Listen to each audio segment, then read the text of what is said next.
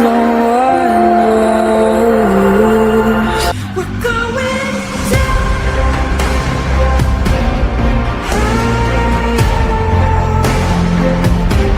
We're going down. We're going down. We're going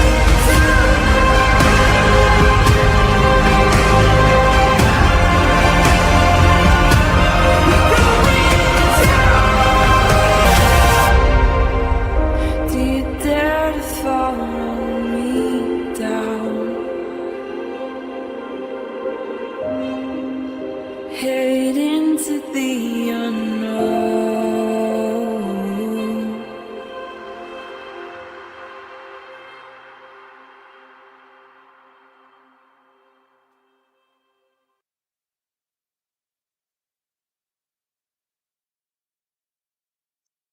Good day, everybody. How is everybody doing? We have American Justice in the house. Wow. Hey, Melissa, congratulations on getting your channel back. Thank you. I am so happy to have my channel back and to be proven that I didn't do anything wrong, like I have said from the get-go.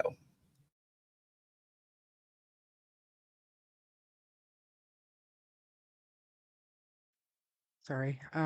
Yeah, what a nightmare. Just to think that you could put in all the work, all the time, all the effort just to have it taken away from you and you still really don't know why or how. So hopefully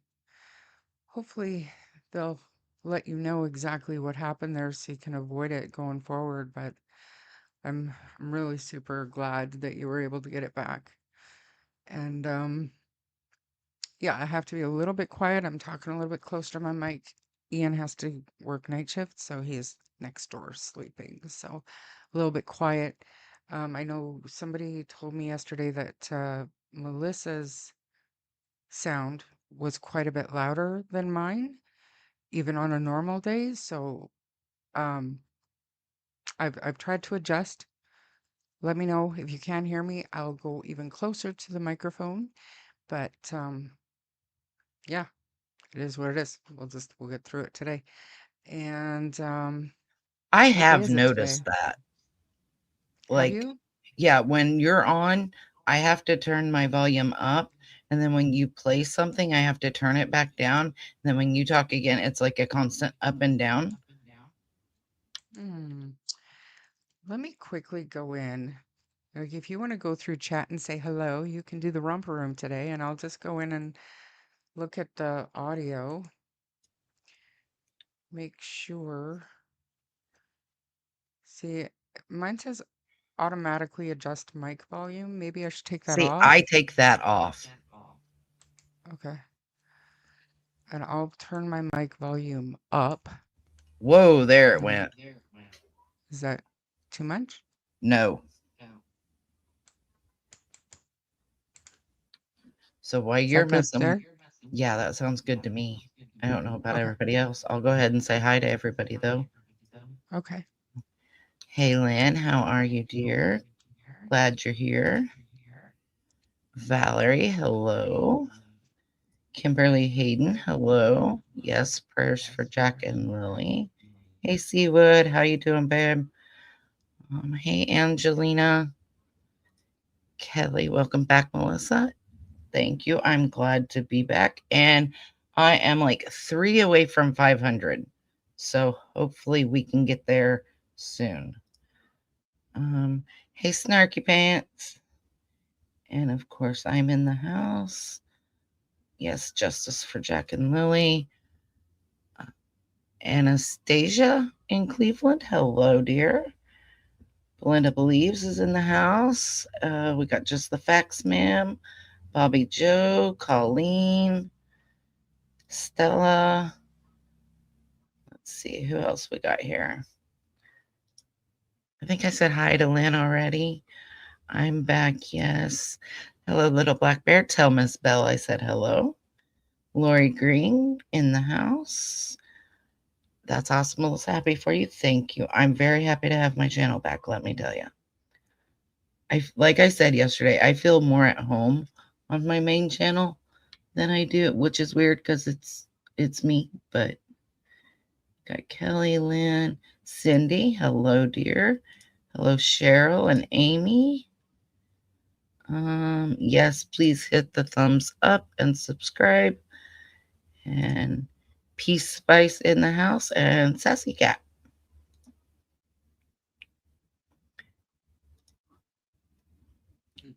Apologize. Yes, ma'am. I do, but this is water today. This is water today. I'll probably leave the room and get Diet Coke, but it's water right now. Ice water. Stomach's a little upset. Ice water helps. Or Starbucks, but we don't have a Starbucks here in Slave Lake, so it's ice water for me. Okay. So we wanted to. No, don't drop your link. Do not drop your link, Melissa. Don't do that. Mods, can you please drop Melissa's link? Just I know, because right? that's like that's one of the reasons they called it spam, because Melissa was posting her own channel in my chat, and the next day they removed her channel. So we have to Which wait is so until she hears crazy. from YouTube. Yeah, wait till she hears from YouTube to find out exactly what happened. But for now, I prefer if Melissa did not post her own link. You're not allowed to promote yourself on other people's channels, apparently. It's in the Guess small not. print.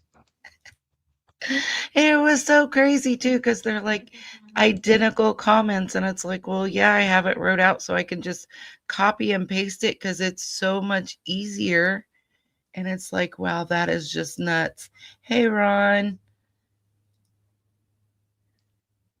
I was going to come hunting for you, Ron. Where have you been? Like, honestly. Hi, everybody. Thank you for doing the welcome today, Melissa. Um, super happy that she has your channel back. Absolutely. And I like it's not bad. My medication some days it feels it makes me nauseous. That's all. So I just drink ice water and I'm good to go. We've been busy packing and getting ready and super stoked. I've got like 10 days from now I will be on the road headed west. So, Shar, So something that you might try when you have an upset stomach, like when you're nauseous. My brother brought this to my attention and it actually works. There's two things: put a little bit of lemon juice in your water, no sugar, just a little bit of lemon. And then also, if you have rubbing alcohol, like the pads, or even rubbing alcohol itself, when you feel really nauseous, if you just take a quick whiff of it, you will not be nauseous anymore. how are you gonna I thought you were gonna tell me to drink rubbing alcohol. It's like eh. Dude, I'm that'd be a hard diabetic, pass. so some of my medication can it just I don't know, makes me sick. But I do drink dill pickle juice when I feel sick, and it helps too. But like I said, it's no big deal. You just get, but Rolaids, we don't do that here, Lynn. I'm just kidding. Um, I'm trying to, so what, I'm- I know that I have to take my medication with food, and if I don't take it with food, it makes me nauseous. If I take it with food, I throw up. So it's just like a matter of figuring out how long after I eat is safe to take this. Thank you, Ron, Mexico. You watch my replays? I'm glad. Oh, by the way, and I want my chatters to decide for me, okay? Do you tell me what you think is right and what is wrong, okay? Um, so I was told, so the live stream the other night with me and Melissa when we were playing the Wade audio, and then we took that down because um we didn't catch Wade saying a phone number. Apparently that phone number is not in service anymore. So it's still there, but it's not Wade's phone number. So is it still bad form for me to put that live stream back up? Because remember, the Wade audio is now a standalone video, but the live stream, I've still got it set to private. So I could just leave it as private. Because, I mean, the only difference is you're getting um, the commentary to go along with the audio, which I know a lot of people don't even like. They'd rather just hear the content, like what you're there for. But, you know, no, Well, I know it doesn't matter because it's no longer his number. But I mean, what's the benefit of it just because we've already got it up on both of our channels as a standalone video? So well, what do you think? my thoughts on that, Shar, is go ahead and put it back up because one, the number is no longer good, right? So go ahead and put it back up because then people have the option. They can go watch the standalone video, which is just the audio if they want to watch it. But if they also want to hear our commentary and what we think about it and what we're saying, then they can go watch that as well. I say put it back up. If it's no longer a valid number, and really you kind of have to replay it anyway a couple times to catch the whole number anyway, but if it's no longer any good, then it's not relevant. We're not doxing him. I say put it back up. Yeah, Belinda comes up with a really good point here, but she just says, like, I would not post it. Someone else will get that number eventually, which is a valid point. But I mean, how many numbers are being reused anyways? It's not like I don't think people would spam that number for months and years to come. Do you know what I mean, Belinda? Like I'm on the fence. I don't know what the right thing to do is, and I just don't want to put it up like to seem like I want more views or whatever, but that's not what it's about. I don't know what to do. Put it up. Everybody wants to see the live chat. All Yeah. right, I'll put it up. I'll put it And up I as mean, soon as Belinda this is has a done. fair point, Hmm. about somebody else getting the phone number eventually. But, I mean, I think this gives people the option, like I said, of they can hear our commentary on it or they can just watch it, their choice. But I mean, if it's no longer a valid number, put it back up. Okay, fair enough.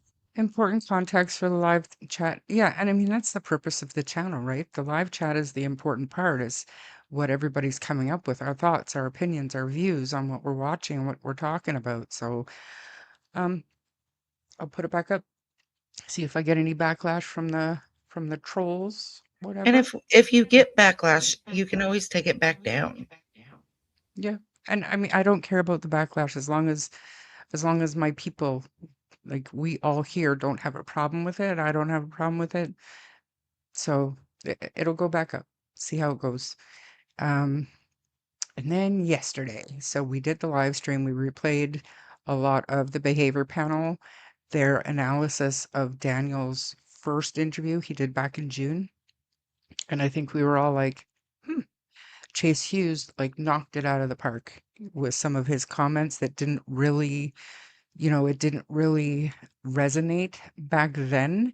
But looking back on it now, when he said nobody is talking about missing children, and he spoke a little bit about the polygraphs being a little bit bizarre, looking back at those statements now, major, major, major win to me for Chase. And told you guys I was going to go back and watch their analysis of Malea's interview just to see if it would be worth it, if there was the same kind of aha moment with that. And I'll tell you, there is not, but there is a lot of ah, sitting on the edge of your seat because they're almost there. They're almost willing to say it, say what we're all thinking, but they don't. They never get there. Chase does say a couple of things.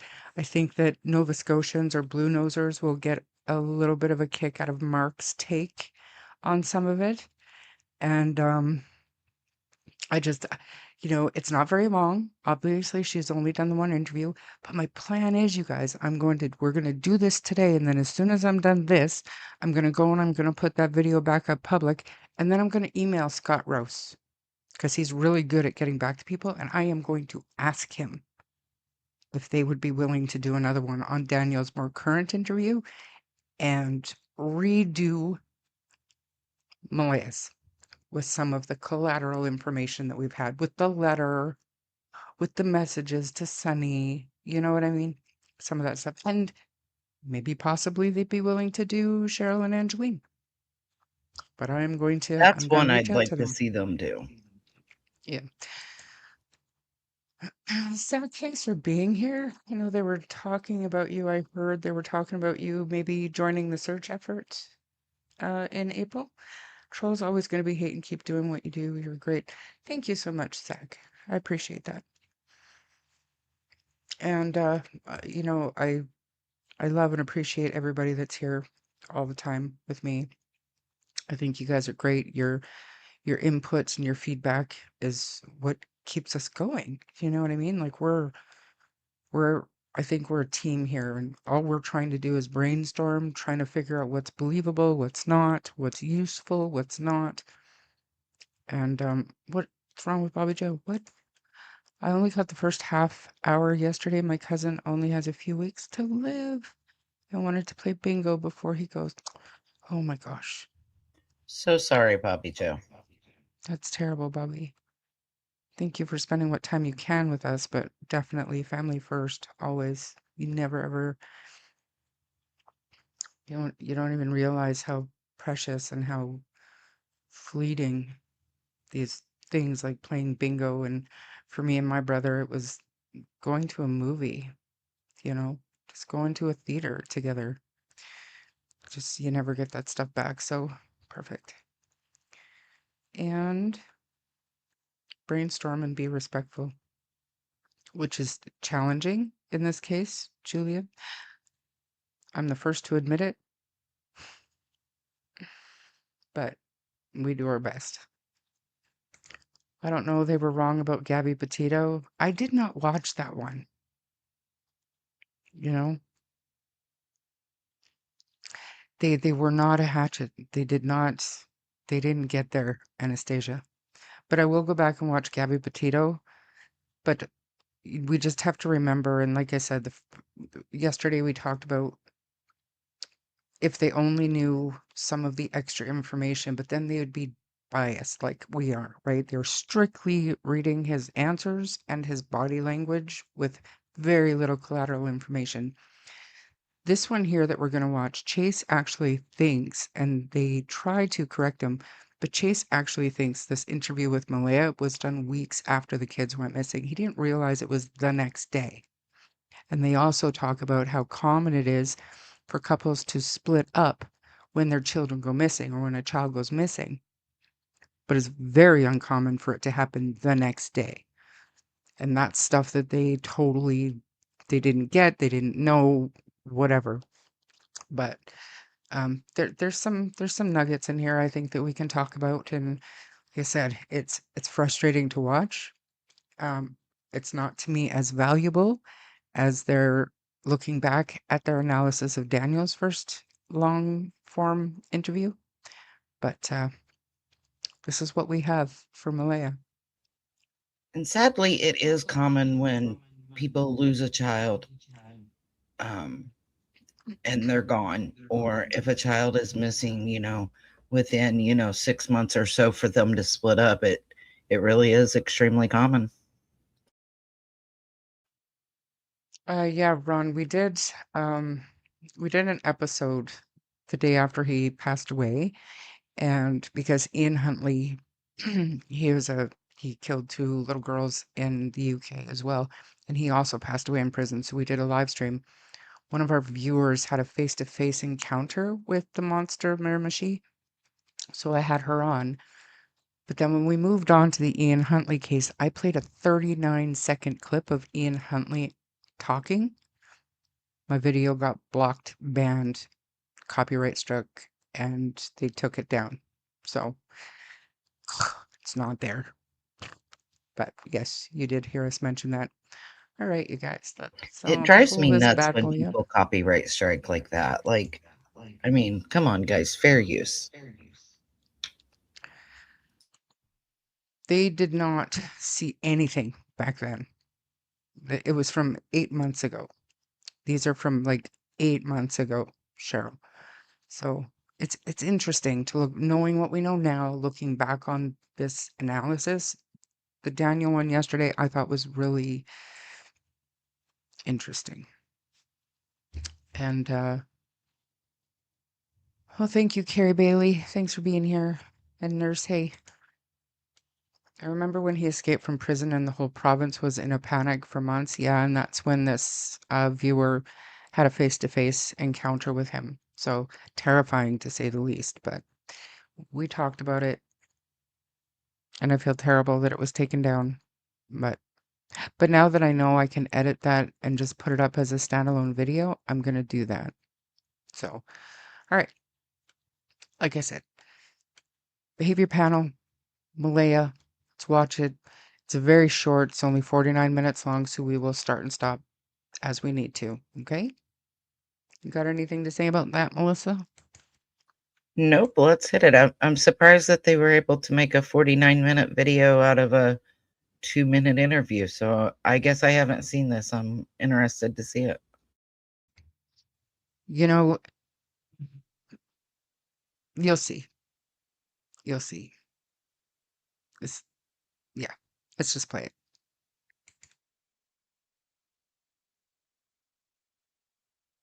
Today we're going to talk about Malia Brooks Murray. She's the partner of Daniel Martell, and their children are missing. Greg, tell us about the videos we're going to watch. Yeah, I believe they're stepchildren of Daniel Martell, but this is Lily and Jack Sullivan who are missing. This is their mother. She did one interview, and this is that interview. Very short. We're going to cut it into a couple of clips, and you can see what she had to say about the disappearance of her children. I'm just staying as hopeful as possible. I want them home. I want to hold them. And I want them home. What happened was we woke up, I heard them playing in the next room beside us, and I was drifting in and out of sleep. And they're not the type of kids we tell them not to go outside on their own. We always make sure that we're out there with them, watching them.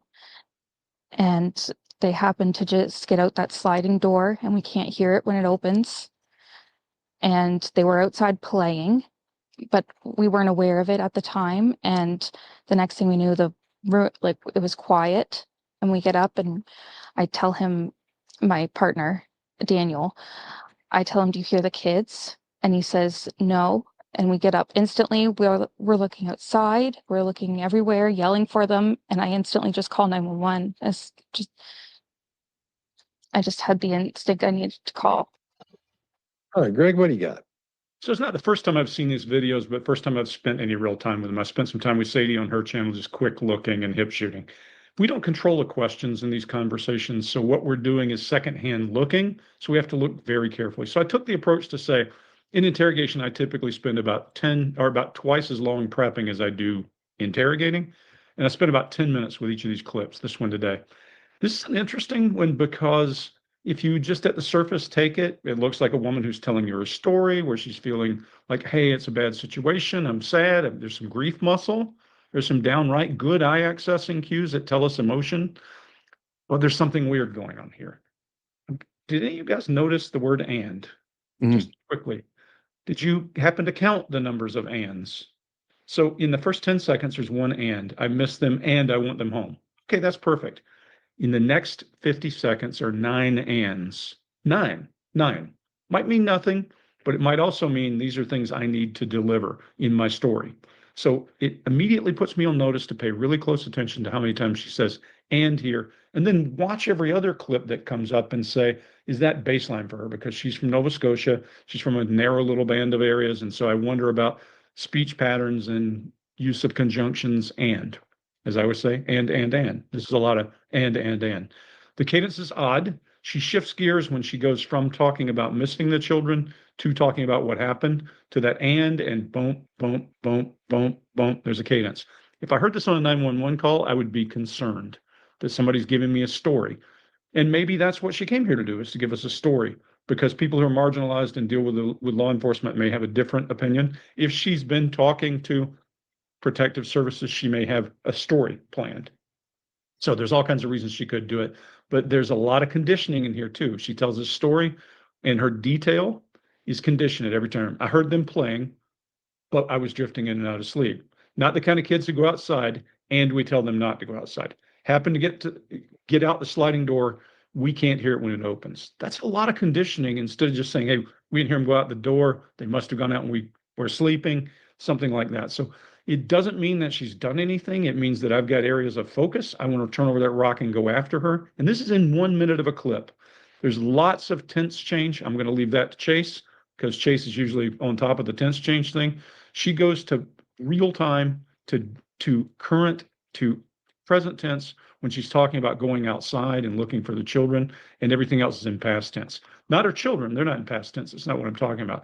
And then the most pregnant thing I see in this entire thing, meaning I wanted to really dig in and pay attention to it, is she says they were outside playing. It's the only time we see her brow rise. So it's, for me, I'm not saying there's anything really, really brutal here that is telling me she did something to these children, and maybe she didn't do something. Maybe she knows something that she's not saying, but there's a whole lot of bizarre shift of gears from I miss my children to the and storytelling. Mark, what do you got? Yeah, I agree. So I want them home and I want them home. That's the first and that we get. I think that and, just like you, I think that and is totally fine because it's just she's run out of ideas and she's reinforcing the main idea, which is I want them home. This suggests she has a feeling that they can come home. So that's it. That's important. I want them home. There is a bitter taste in the mouth and lots of flexing in the throat. I think trying to control the tension in the throat there. Bitter taste could be disdain. I'll come back to why it might be disdain for I want them home. Yeah, I agree, Greg. I didn't count the ands, but there were enough in that storytelling, enough to make me go, there's something important with these ands. It doesn't feel to me like she's trying to hide time, though. No, not at all. No. Not at all. So we've got to go, so what else might these ands be about? And I think you're right, it's conditioning. So what is she conditioning? I think it's all about the justification of we're not bad parents. And I think if you look at that story, there'll be this was happening, and here's a justification for it's reasonable that we didn't hear them. It's reasonable that they're outside playing. It's reasonable because I think if it is disdain, the disdain is around how other people will see her as a parent because she's lost her kids, and that's the problem. You know, you have these kids, you know, you care for them. Or society's idea is you care for them. So society's main idea is you don't lose those things, okay? And so I think there's a strong fear this will be looked upon badly. Now, but it doesn't seem to me in this storytelling to be at a narcissistic level about this is all about me. I think there is the tension between I want my kids back and it looks really bad that I've lost my kids. And the societal pressure of that. So there's two pressures going on. Where are my kids? I want my kids back. And even just being on camera saying this looks so bad. And at the same time, I need to, and I mean, for me to say out loud that you know, anybody would be worried about how it looks to other people. Of course, they'd be worried about how it looks to other people. And you want your kids back. There's so many conflicting things going on here. I'm gonna pause it there so I can get past this ad. But remember, back then, we were all thinking the same thing. Like, all she cares about is what people think of her. Like, obviously, she lost her kids, you know, and that's what a lot of us read into that interview. Thoughts, Melissa, while I find the next clip? So one of the things that I had wrote down here on my notes is, for me, when she keeps saying and, it's almost as if she's trying to buy time in her brain to remember the story the way that they decided to say it, possibly. But I do think she's definitely trying to tell a story. But I'd be very interested myself to hear the 911 call and to gauge how she spoke on the 911 call and hear if there was, you know, urgency in her voice, concern, other things like that. I know we're probably never going to hear that, or at least not anytime soon. But she is very concerned about how she looks as far as the fact that she's lost 2 of her kids. And she is, in my opinion, trying to almost justify them going outside or them not hearing the kids. And that's just kind of how I feel about it. I don't know about you guys, but that's kind of what I think about it. No, I agree. And like Siwi said, it hasn't changed.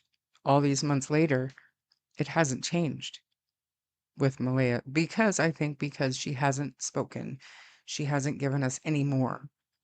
She, as far as we know, has not evolved in her thinking or her memory or anything like that. So we've got this interview, we've got the court documents that were, those statements were taken early on, and we've got the letter. That's basically it, right?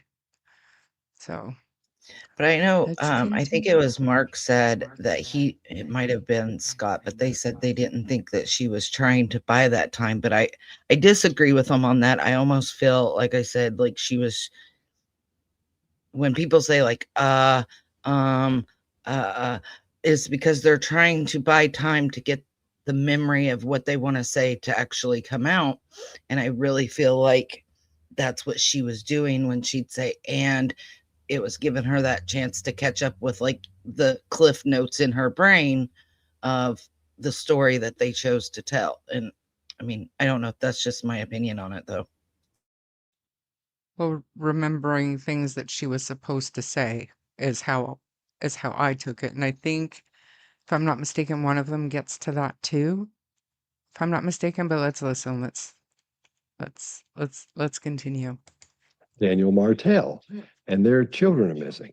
Greg, tell us about Oh, the videos wait, we're wait, going to wait, wait. watch. Yeah, I believe they're That's stepchildren the of thing Daniel about this, Martell, right? but That's why it was so long. They actually doubled up on their analysis for this one. Mark is talking with his hands. And then I believe Scott goes. And we didn't hear from Scott yet, did we? Yeah, sure. for a second. For a second we did?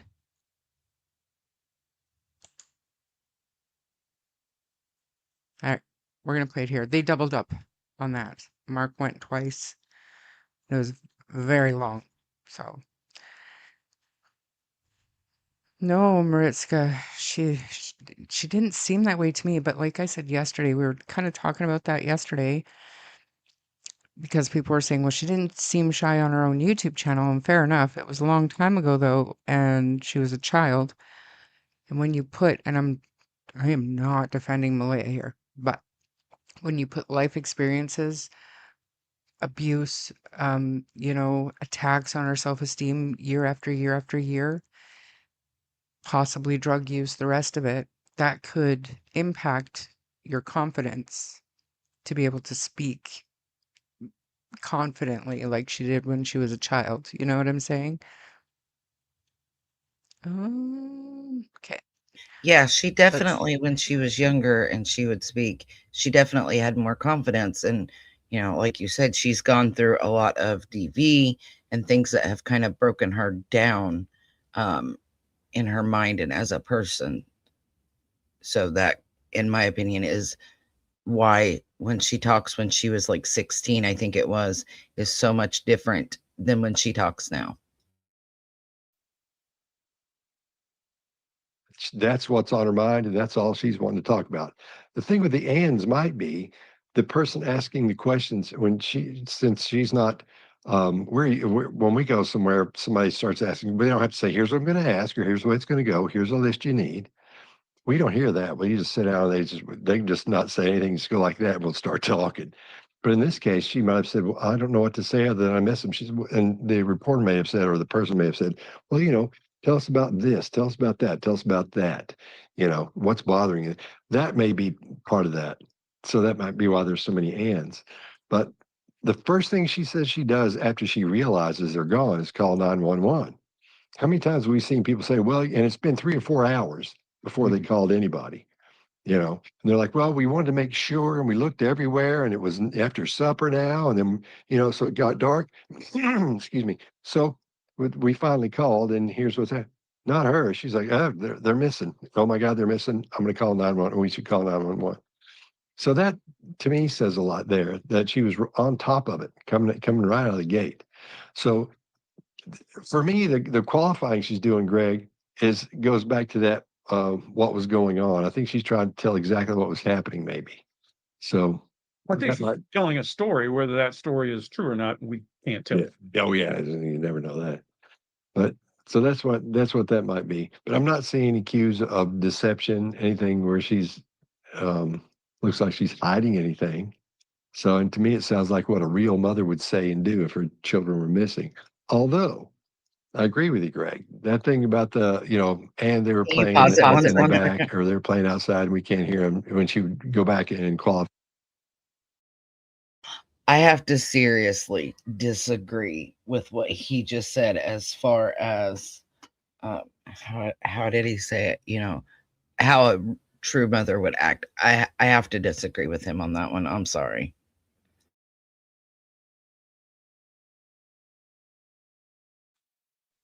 Me too. Absolutely. Me too.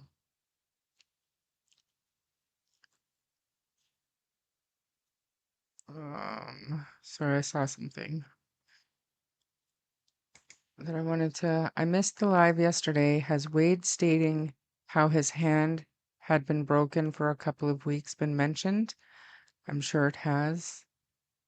When did he say that in the recording? People have mentioned things that I missed in that recording. I'm gonna have to go back and listen to it again, obviously, but Yeah, because remember he said he just went yesterday and got his cast off or something like that is what he said. I didn't hear how.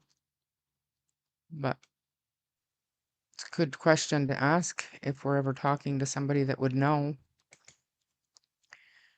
I hate listening to their interviews from day one. I suspected parental involvement. Same. Notice Scott with an evening narrative for an example. Yeah.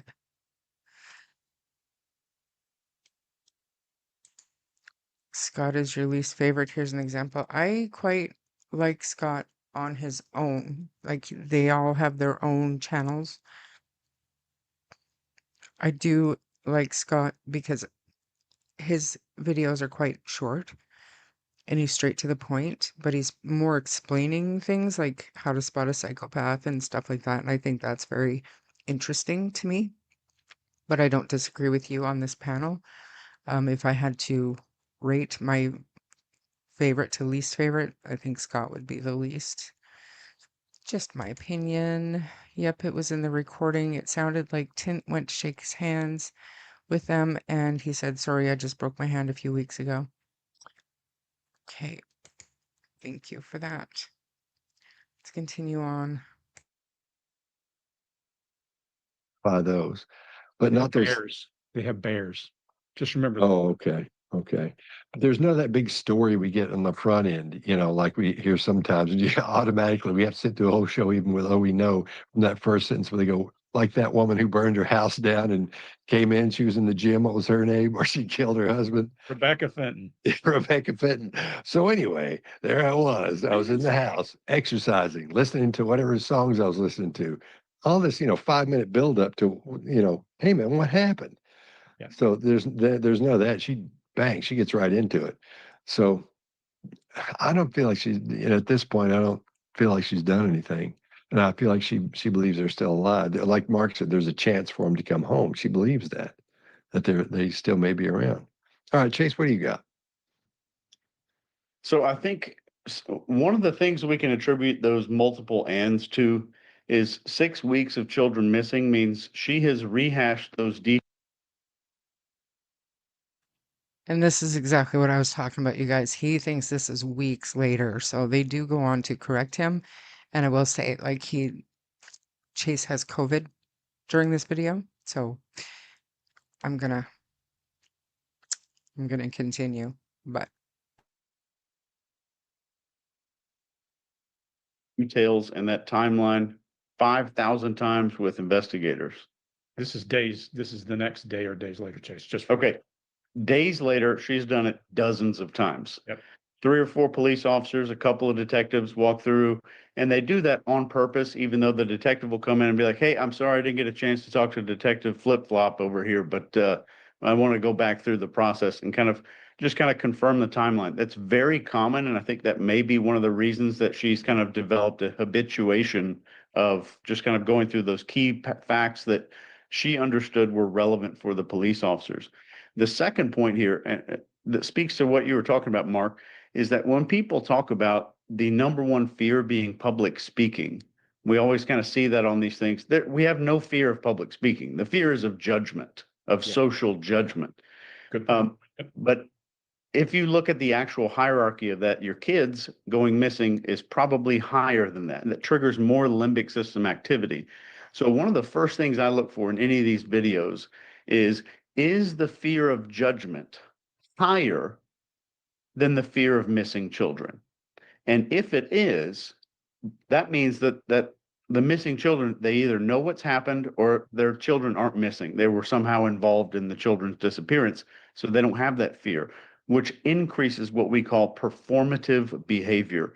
And we are definitely not seeing performative behavior, lip licking, extra makeup, hair adjustments, all the things where she's trying to build rapport and shape the narrative and change how she's being perceived. We're not seeing that. So right here, we're seeing the fear of missing children higher than the natural fear of judgment. That's all I got. Let me ask you this. What's your temperature right now? 101. 101. So you coughing a lot or just like going, ugh? Just a little coughing. Hit that mute button. It's elusive on my other screen with my mouse, with my pointer. Anyways, they get into how Chase is feeling right now, but I just don't agree with a lot of what they're saying on this one. But it's hard to, I don't know, it's hard to imagine that they could get it so wrong. Do you know what I mean, Melissa? Like, what is going on here? Like, are we on Mars when we're watching that, thinking it's so odd?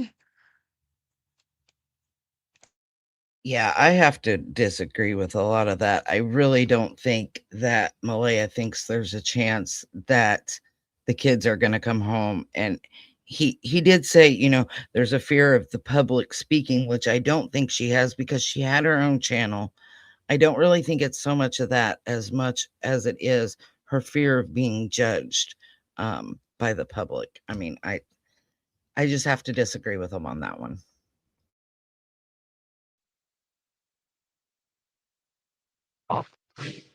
They're both really go-lucky children. They're so sweet. They talk to anyone. They'll talk your ear off. They will speak to anyone in a store. Everyone. They're just extremely sweet kids. I appreciate the huge search effort going on right now. But we've been pushing for an Amber Alert, which hasn't been issued. Not just that they could possibly be abducted, which it is a possibility that they could have been, but just an alert to let everyone know that they are missing. We had people text me saying that they weren't aware, someone else let them know that they were missing, and it would just be nice if everyone could be alerted. We thought maybe that we found tracks, but it's still uncertain. It's been raining and they're probably soaking wet, but with the sun today, I'm hopeful that they're feeling warm. We're all filled with pain and sorrow because we just want them found. We want them home. Everyone loves them. They are definitely verbal and they do have possible autism, but it's not extreme autism. It's just they have issues with school and they don't catch up with the other kids. I just want to remain hopeful.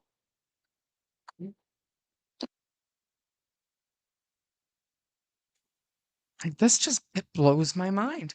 And actually, while Melissa shares her thoughts, I'm going to go back and I'm going to find my first live stream with Sunny when we talked about this. Just so, give it a little bit of context of what we actually thought of her back then when we didn't have, just like these guys, they didn't have any of the collateral information that we have now. We still felt completely differently than these guys are talking about. What do you think, Melissa? Yeah, I definitely feel like we're not on the same page as the behavior panel in this one. Normally, I think both you and I generally will agree with them a lot, but the alerts definitely for missing children need updated. I understand the Amber Alert, they didn't meet the criteria, but I've noticed in some of the things that I've been watching, there's different types of alerts for different states, which I didn't even know. There's like an Ian alert. There's the turquoise alert that we had talked about before. So there's just a bunch of different alerts. I think that there needs to be some type of an alert for a missing child. I know that they sent out the endangered child alert, but most people didn't even get that. And I still am stuck where she says pain and sorrow.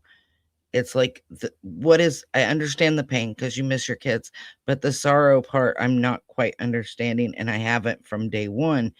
She talks about the kids being autistic, but they're not diagnosed autistic, but they have trouble keeping up with other kids in school. Well, they missed something like 41 out of 55 days of school.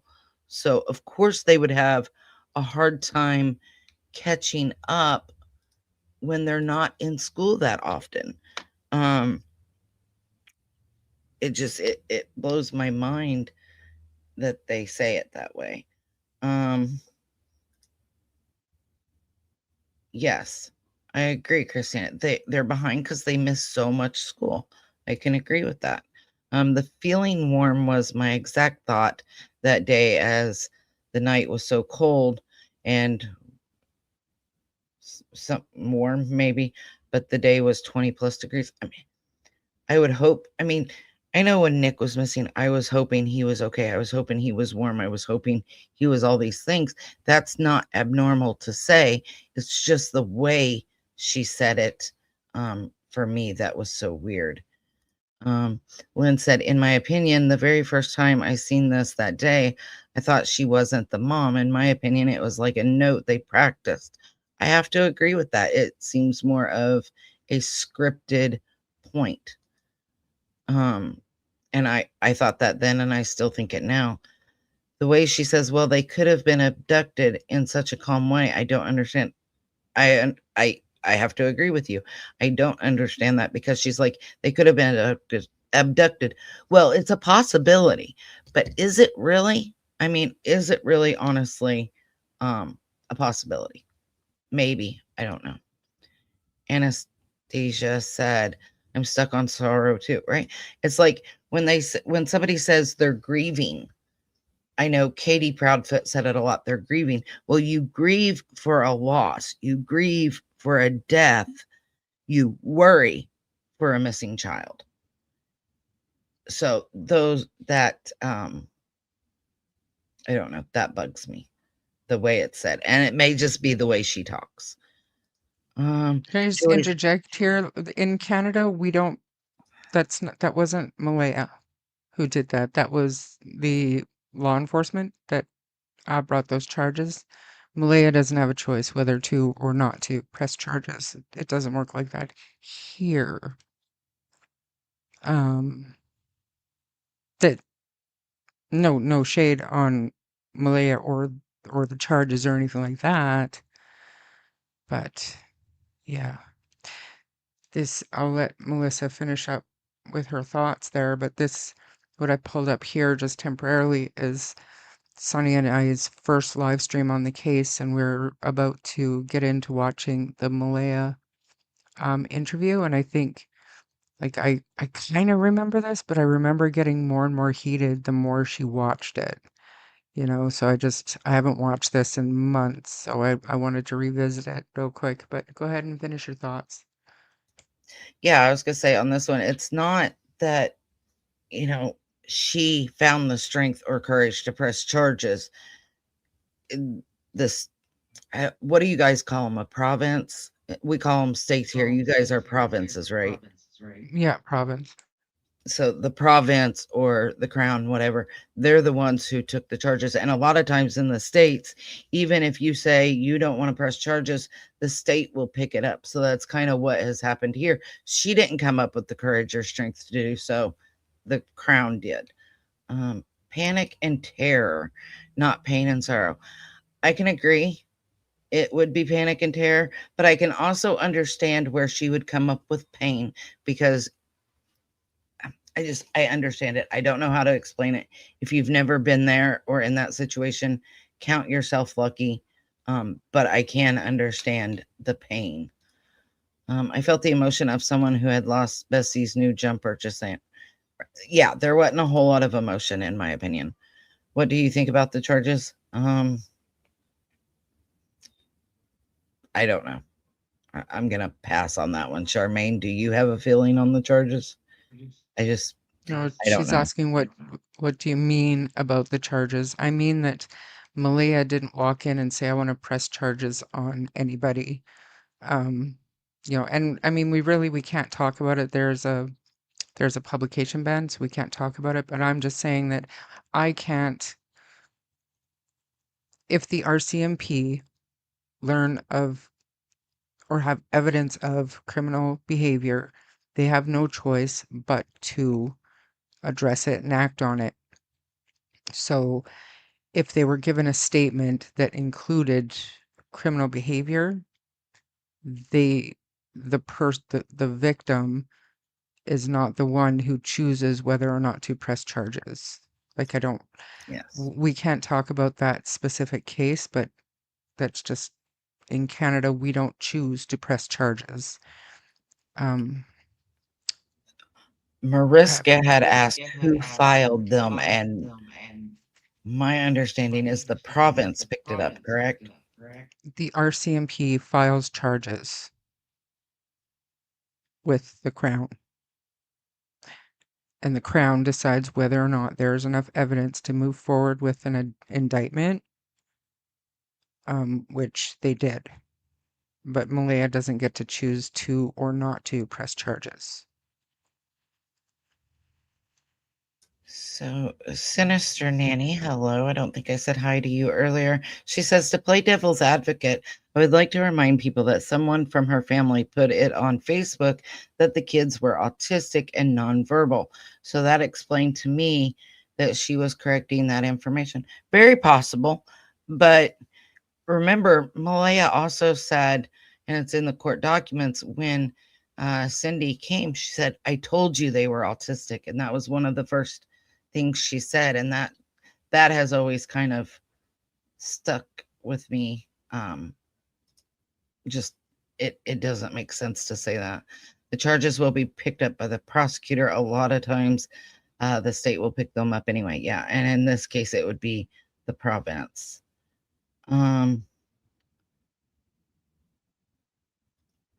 reporter told a group of us that she did have to stop recording a few rides, you mean times, for Malia to get her emotions under control. And that would be something I've not heard that before. So that would be something a few times. Okay. I mean, I would hope that she had more emotion in real life than what was publicly posted. Would they need evidence from the victim for any charges? I would think so, Julie, but I'm not from Yes. Canada. Yes, they would. They would get a statement, and they would have to have been informed of the event or incident by the victim or somebody close to the victim, and then they would have to follow up with that. And if they feel they have enough to file charges, they will. I'm not saying that victims are not involved in the process at all, but victims cannot choose to not press charges if there's criminal behavior. So let me follow that up with, then, would a statement be enough, or would they have to have, some sort of other evidence to corroborate what is said? A statement would be enough to get the RCMP involved, and then they have to follow up and do their investigation to determine whether or not there is, reasonable grounds to, to file it with the prosecutor. Do you know what I mean? Like, all I'm saying is that I can't tell the RCMP this crime has occurred against me, but I don't want to press charges. Or a domestic violence situation, if police are called to a domestic violence situation and they get there and both parties say nothing to see here, we're good, it's all right. Law enforcement still has to deal with that, no matter what the victim says. They still have to address it. That's all. It's not up to the victim whether or not the police investigate or file charges. So that actually makes sense, because with Nick, the man who took his life, I even have the text message where he said he was going to do it, and he admitted to the law enforcement officer that he actually did it, but because they couldn't come up with more evidence, there was no way for them to charge him with that, but they did charge him with other things. So I can kind of understand what you mean there about they take the statement, but they also have to corroborate it through another. And that's what you and I do. And I shouldn't say a lot of people, but that's what we try to do, right? We hear something and then we try to corroborate what is said through another source or some other type of evidence to prove it right. Thank you for that, Julie. I'm not overly concerned about being held in violation of a publication ban for answering a question. We're not going to discuss that case right now. Just generally in Canada was how I was trying to answer it. And yeah, maybe so. Malaya sounds like she is in circle time with preschool students at a story time. Unreal. How the hell do you hide your emotions as she did when your two beautiful children are missing? I don't disagree with you. It is beyond bizarre to me, all of this. So let's just watch this for a second and we'll get back to the behavior panel just in a minute. If you know how sometimes it went on the channel, we would go on for a little bit too long. So if it gets a little bit too much, we'll just go back to the behavior panel right away. But this was something that I'm meaning to go back and do anyways. So before you play that, I wanted to respond to that last comment about it sounding like she's in preschool. I would have preferred for, if she really did have to stop and compose herself and get herself together to do this interview, that they at least showed part of that, because I think a lot of us have that same feeling of she's having no emotions. And so I think that would have been something good for them to have shown, that she really does have emotions and she's not hiding them. You know what I mean? Yeah, I'm going to play this now, and I don't remember anything that I said. So if I'm an asshole, please forgive me. This was like 11 months ago, guys. So let's watch. It'll be fun. Whichever, okay? And I'm really, really, really interested in what you guys have to say in chat about this. So don't be shy. Let's hear your comments. Okay, so let me bring up that video, and we'll kind of stop and go throughout it. And Plunder did a really good video. Plunder's always great for doing hers. She's a very detailed person, no fluff. She just basically she compacts a lot of information in her videos. She always has. Okay, so let me just play this one out. Or not the whole thing, but Just staying as hopeful as possible. I want them home. I want to hold them. And I want them home.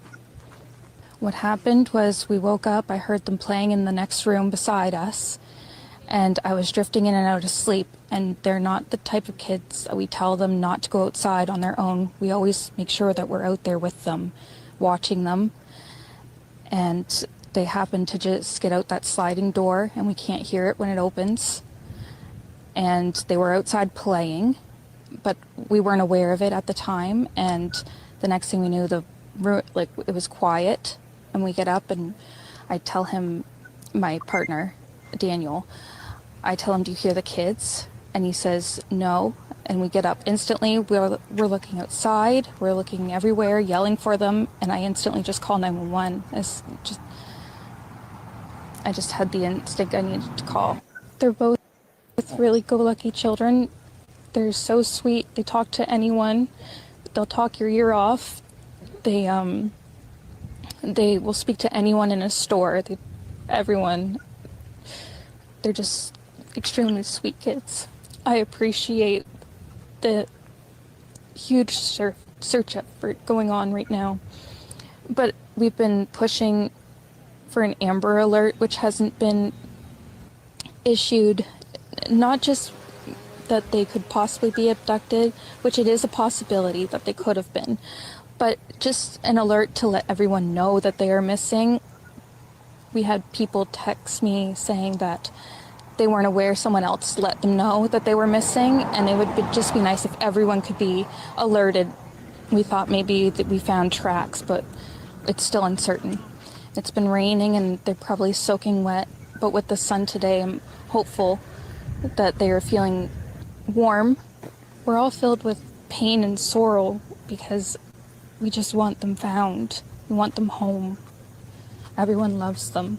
They are definitely verbal, and they do have possible autism, but it's not extreme autism. It's just they have issues with school, and they don't catch up with the other kids. I just want to remain hopeful.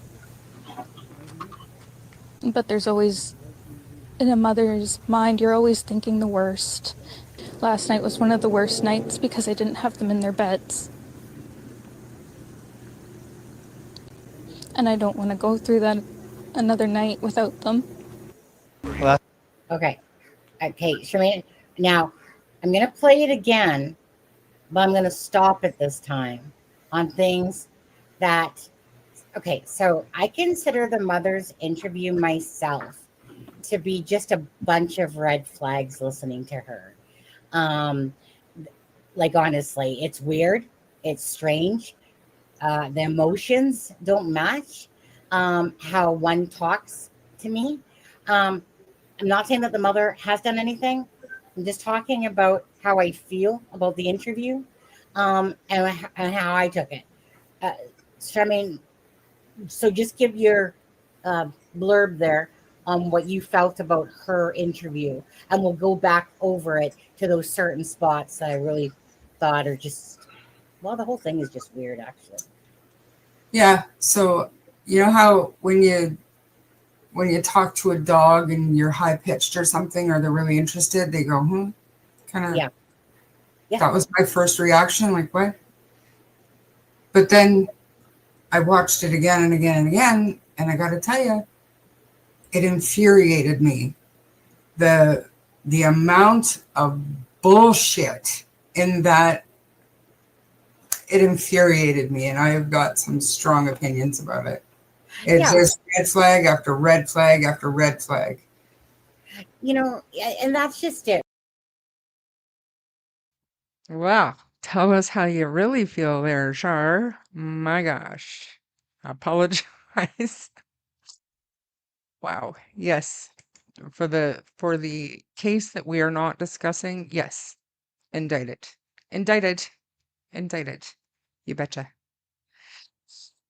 So something I noticed there, she said they're probably soaking wet.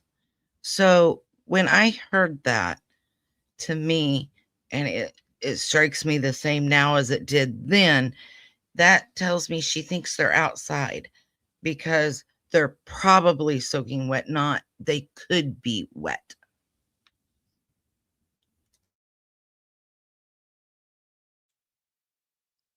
It was bizarre. You got nothing to say about my reaction there? This is I mean, like solid don't hold gold, back. man. Tell us how you really feel. I am humiliated. How come nobody told me I was an asshole? Just kidding. because we like it when you just tell us how you really feel. But it's true though. It's true. And this is like the first reaction. Just like, huh? I knew as soon as I said, you know how when you're talking to a dog, I was like, oh, wow, Charmaine's just in a mood this day. Plus, this is my old apartment on the shoe swap and I miss it desperately. I had an attitude. So, anyway, countryside, thank you for being a member for 4 months. That would be an OG family member. And, totally agreed. All right. Nobody thinks you're an asshole. This woman, okay, so big picture, looking back, without all the collateral information that we know, I literally just watched this woman's interview where two of her kids are missing, two children are missing, and I proceed to call it all bullshit on YouTube. You don't, I don't know.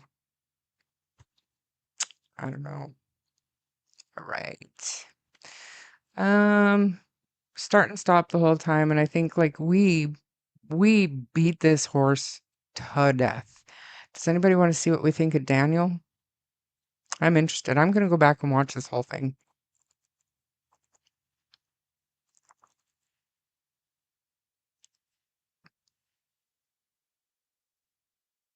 Interesting.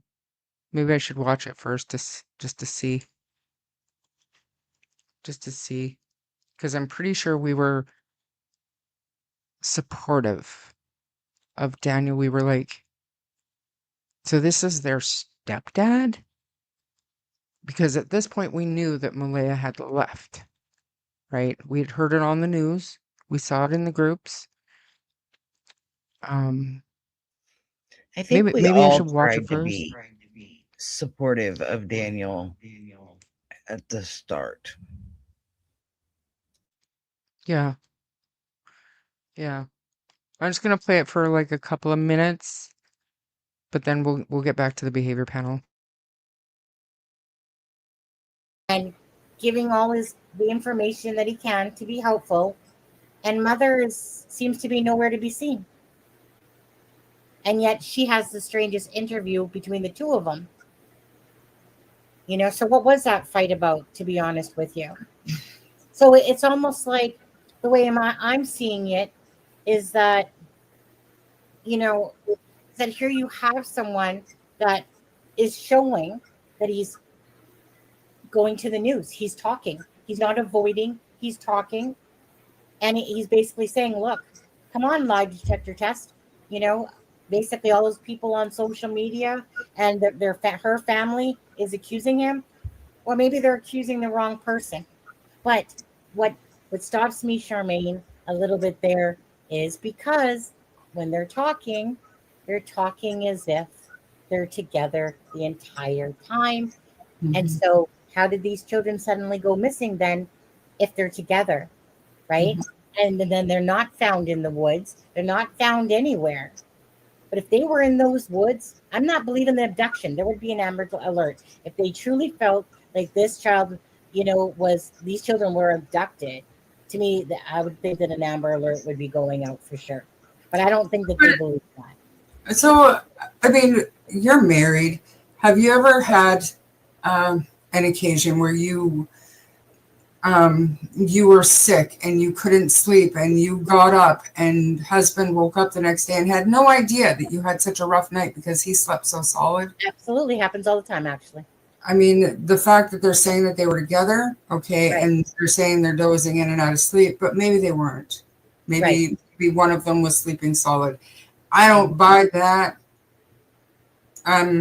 If something like that happened, I think it would have been on the Wednesday night with my theory.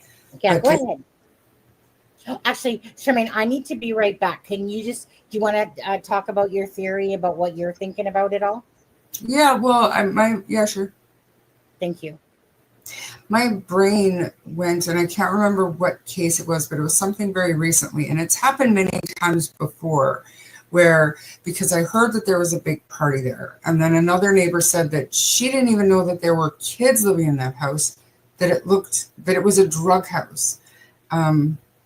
So being that there was a party, I thought my first instinct was that somebody probably left drugs out and the kids probably maybe ate them and overdosed. And one or both of the parents woke up and saw them and panicked and did what stupid people do when accidents happen, even though it's a terrible accident, stupid accident. But I think that could have something that could hold some water, really, that they had an accidental overdose. Shockingly, I think the parents might leave stuff sitting around. So that's just where my mind went.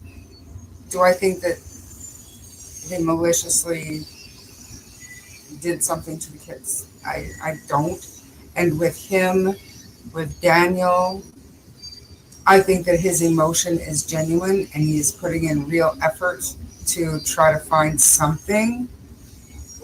But that could be because he knows where they are and he's staying within the search area where they are not, and he knows it.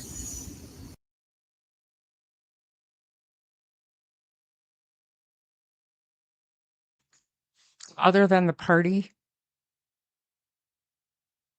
I don't know. It's pretty good. That's pretty good. Am I on loudspeaker? What do you mean? What do you mean? What do you mean?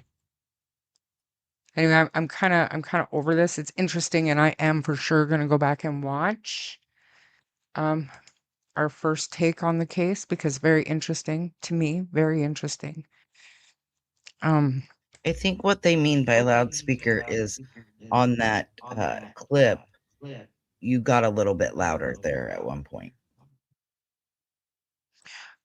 So before I had my own channel, I had just my standard equipment, my laptop, and then my webcam. My webcam has a camera or a microphone in it. And I mean, it wasn't my channel. So do you know what I'm saying? Like I didn't spend money to get microphones and stuff until I did my own channel, and then I did. So what you're hearing is me talking louder to get all the way to my mic, which is attached to my, like it matters. I apologize. It was ghetto. Whatever. I was living. See how tan I was too? I miss home. I want to go home. Desperately. I want to go home. All right. That was fun. It's good to look back. Good times, especially like our first initial thoughts. And it's strange how things kind of come full circle, you know? Like I know that I've kind of, been up and down with my theories here and there, but like I've never swayed too far from that other than, accidental or an abduction. And here we are talking about two kids who basically have vaporized, not a trace of them. We've got a planted blanket and we've got a supposed boot print. That's it that we know of. So, But looking back is helpful to see, especially with all the information we have now. Looking back hang is on.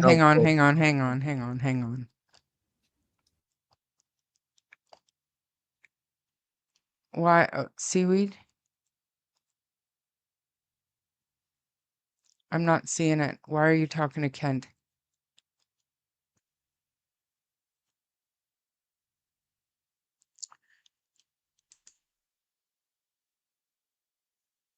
Is Kent here? I haven't seen him. Why are you talking to Kent? Let me know. Anyways, I'm sorry. Go ahead. I'm gonna continue playing the behavior panel, but continue with your thoughts, Melissa. And I have to go pee, so you go ahead. But just in general, looking back, especially with everything we know now, everything that has come out, everything that's been said, our opinions do change. And looking back is kind of fun to see how much our opinion has evolved with what we know now. I agree, Lynn. I think he definitely showed more emotion, whether it was fake or not. There was definitely more emotion before. It is almost a year and still no evidence as to where they are and what happened to them. It's so frustrating. I agree, Mariska. I mean, I didn't think at the beginning, I didn't think we would be to this point. But again, you know, like with Sebastian, I didn't think we would be 2 years in either. So it's just really sad. Kids don't just vanish. I think they're all are in on it or have knowledge. I can't say as I disagree, Patriot Girl. I really can't. As far as that goes, I think that they definitely know more than what's being stated. In my opinion, then after a few times I started where my heart wanted to believe she hid them with help until I don't anymore. I can agree with that. I mean, you want to believe that they're hidden and they're just going to come home, right? I'm hoping among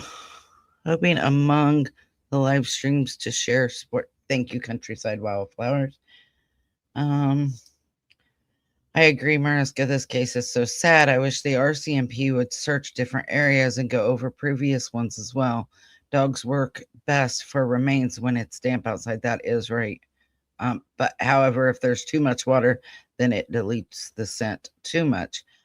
I still feel like they're more north, east of the home, in my opinion. Tash's Pond says, when Malaya Brooks Murray chokes on "I hope they're warm," my intuition tells me that in that moment she has an intrusive memory of finding them cold. Possibly. Dodie, you said something else earlier I was going to respond to. Ash said that's very, like, that's insightful, like, for sure. And hey, good news, Ian's awake, so I no longer have to use my inside voice. So anyway, sorry, continue. I just really like that comment, Tash. Yeah, I mean, it makes sense, right? She's remembering it, and she's good point. Seeing the location, I really thought they got lost. Then the picture widened and info came in. Yeah. I mean, I think a lot of us at first thought, you know, it was either they walked off and they were going to be found quickly or something bad happened. But I think a lot of us wanted to believe that they would be found soon. At first, I never thought Daniel Martell had anything to do with it. I always thought someone took his kids and still have them, and Malaya Brooks Murray knows where they are, and I don't trust any one of them. I don't trust them either. Can't say as I do. My mindset was changed when there was no trace. I agree. That was kind of how it was with me, Julie. I really thought they would be found, and then there's literally no trace of them whatsoever. And that's what led me more to they're no longer with us.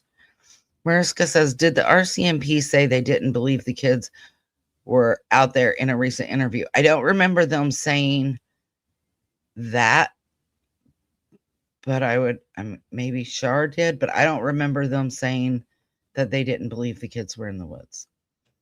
Thank you, Badets. No, he said that Rob McCann, in his most recent interview, said that basically they have searched those woods thoroughly. And I do believe I can look up the video, but I do believe he alluded to they don't think they're in the woods because he said they've searched the woods thoroughly. But did say that is it possible that they've been missed? Anything is possible and nothing is off the table.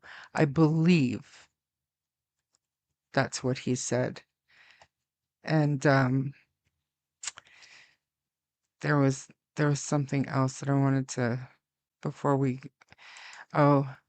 I give the mic back to Melissa, the bathtub with water. So now both sides have denied that there was water in the bathtub. So I don't know why we're so convinced that there was water in the bathtub. And I'm not saying that both sides are, believable, credible, and all that stuff, but where did we hear that from? Was it in the documents? And don't get me wrong, Seaweed is a whiz when it comes to going through the documents. So if it was, let me know. But both sides have denied that. Go ahead. I remember hearing that, but I think it was Shar maybe a couple of months ago you had come out and said that both sides of the family had said that's not right. So, but I don't remember where we first heard that. Yeah, I don't even know that I where it don't came remember. from. I don't I wonder have if a it clue didn't where come came from one of the groups. Facebook? Probably. Yeah. I mean, Seaweed will know. She will answer. She'll know.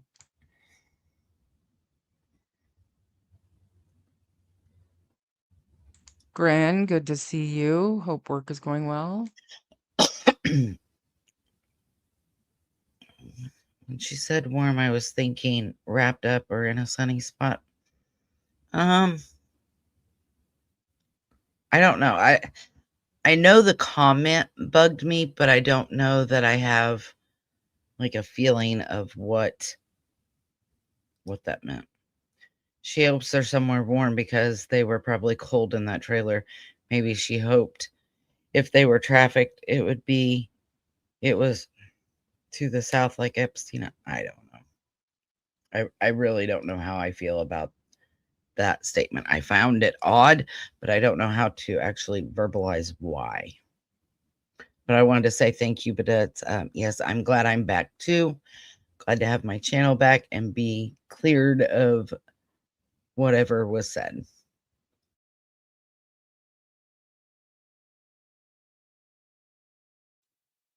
All right. Yeah, that's a leap.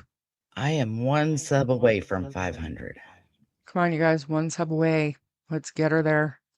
Wouldn't that be something? We try so hard to get her to 500, and I think that night you were at like 496 or something, and it was like, next live stream you'll be there, and then the next morning channel gone. It's like, what? Yeah. No. I was so mad. But it was so funny yesterday when I went and I seen that email. I about fell out of my chair. I was so happy. And then I cried because I was so happy. And it's not even the subs that I wanted back. It wasn't the clicks or the views.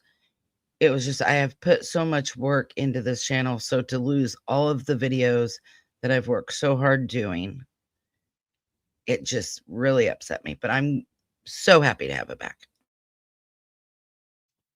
To me, her saying warm made sense. Was freezing, next day was shorts weather. It was a chilly morning. The second was a chilly morning, and I believe it rained, but I shouldn't say because I don't remember. It was so long ago. It was so long ago, but yeah, good point. They went. They weren't planning any more searches unless new evidence sends them that way. Right. That was Rob McCann in the latest. Did someone report you? Yeah. Yeah. It looks that way, but they called it spam, basically. And what we read in the fine print after, and actually my mods came up, they were reading the fine print in the terms of service. You can't promote your own channel on other channels. So that night when we were doing a live stream, Melissa was posting her own link in my chat. And I think because we were so close to getting her to the 500 and she was posting a link, it was almost like YouTube took that as their definition of spam. Hold on. I got to So that's stop why you. I love you guys. I'm at 500. Yay! Awesome. Thank you, you guys.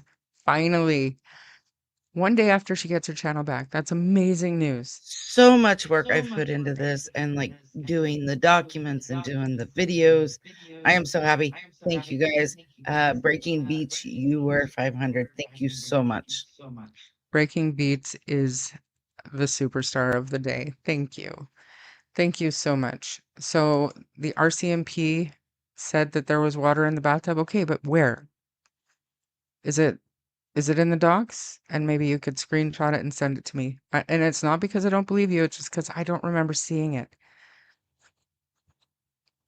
And maybe you've already answered that. I'm so proud of you, Melissa, for not giving up on getting your channel back. I just have And to say, when my channel was taken, I got in our group chat and I was really ticked off. And thank you to Sunny, who actually sent me a message and said, hey, because I appealed it instantly, and they said no. But Sunny had said some people have had gotten their channels back because they went to Twitter and tagged YouTube, and it forced them to actually physically look at the channel. I did that, and a month later, I have my channel back. I am at 500. I love y'all. excellent. What a moment. That is awesome. All right. Let's move on. One more comment and then we're gonna. Oh, you guys, such good comments today. An age ago, I watched Grizzly with the statement analysis, Jack Fox. Okay. They felt the theme of water was something. To be fair, I didn't know of JF, so wasn't really focused. So we'll try and rewatch at some point. I do know Jack Fox and I do remember that, but he is not the only one that was focused on the water statements. But one of the things when I was having one of my conversations with Daniel, he brought that up because I said something about muddying the water, and he said, "Oh gosh, don't say that." And I kind of made a joke to him about it. You know, you would have to be like a certified genius to come up with those innuendos on the fly the way that you did. So unless it was pre-planned and you were looking for the first opportunity to say that, and I was just kind of trying to get a reaction out of him, didn't bite. Nothing. Crickets. Nada. I found it odd the head search woman said the kids might still be in the woods. Then months later, Rob said something the same. In my opinion, the kids are not in the woods. Lori, and I believe after, man, I wish I could remember her name, but after we saw her full-length video, it occurred to me that so this woman is the head of ground search and rescue, and it is her job to believe that missing people are where they're being told to search. And that interview was done. So they did their first 6 days of search or 5.5 days of searching. Then they were pulled back. 10 days later, they went back out for 2 days for that weekend. And that full length video was taken, or interview was taken on the second search.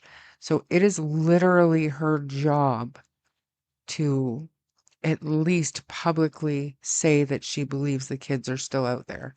Do you know what I mean? Like I'm not doubting that she truly believed that, but even if she didn't, I think that professionally she would have to say what she said. Katrina, good to see you. Is it possible that it was over dispatch? I feel like I heard a female RCMP's voice saying that there was water in the bathtub. Okay. And I did ask Seaweed to find it, and she will. She will. What? It's gone. Seaweed. Will you tell me you didn't screen record that? Disappointed. I still love you forever. No worries. I'd love to be on here all the time, but I'm caring for my mom who has dementia. My heart goes out to you, Breaking Beats. So sorry to hear that. And that's hard when you have a parent or a loved one with dementia. I went through it with my grandpa, and I'm going through the early stages of it with my dad right now. So my heart goes out to you. My opinion, no footprints at all in home area of kids, even being there in wet AM, even in front steps of sliding door. So, and I've thought about this because we've got nothing on the property. Janie pointed out the one boot print, and then there's another boot print up on the pipeline, but nothing in between. But do we know that for a fact, or is that just what the RCMP have released? I don't know. It's not hard. You with your username, you technically have a channel. to be able to chat. I can click on your name and go to your channel. You probably have no subs. You can start uploading videos. Once you hit certain milestones, then you're allowed to do certain things like 500 subs, and I think it's 1,000 watch hours. You can create a community with memberships, and you can get donations, and then you have to have 1,000 subs or more to be able to monetize your channel. And when you're monetized, you can choose to turn ads on your live stream videos. And then as your watch hours go up, I can in my community, I can create more little special emojis for you guys, for members to use. And there's other things, and I just haven't hit any of those milestones yet. But yeah, it's super easy. But what's hard is gaining the audience, getting your subs, and then getting enough content out there so to get your watch hours up in order to build a community like I did. And then you get the memberships, and people can donate if they choose. But then the next one is the monetization, which is the ads. I've chosen to keep my ads off during live streams, but I mean, if you've, you know, it takes work and it takes time. And it was just a shame to see Melissa get so close and have it taken away from her. And we don't really understand why. That's terrible. I hope your puppy is okay. Marianne, good to And see for me, you. it's not even about the clicks or the views or any of that. Like when I first started my channel, like I had started out as a gaming channel, and then I realized I suck at playing games. I suck at the fighting part. So then I decided to turn it into a true crime channel when I was constantly on lives with Sunny. And my goal was 100, and I hit my 100, and I was so happy. And then I said, okay, well, I've hit 100. Let me hit 250. So I did that. And then my next was 500. So for me, it's not necessarily about money or clicks or views. It's just like little personal goals that I've set for myself. Thank you so much. Y'all are the best.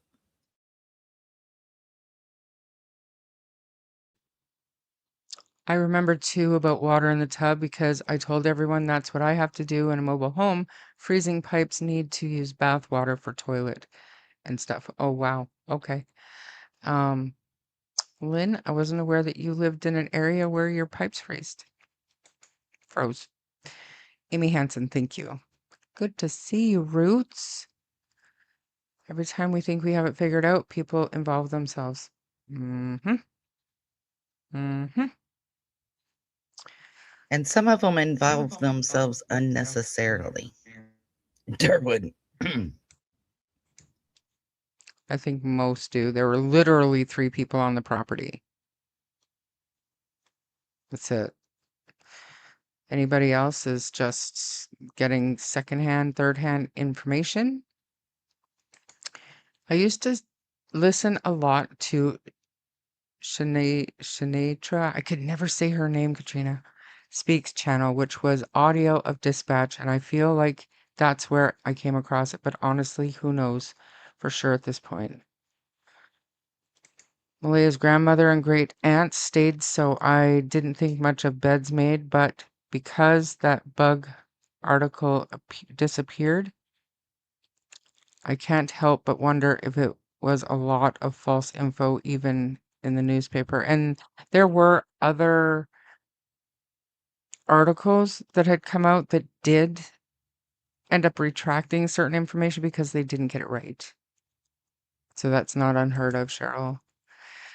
Shara, I agree, but months later, cadavers were there, helicopter with high-tech equipment, drones, air-sent dogs, not one seen disturbed ground with the rain through time soil sinks, which is truly why I'm hoping and praying that this next search in the springtime will produce something. Scent dogs, cadaver dogs can get scents months later, years later, decades later, you guys.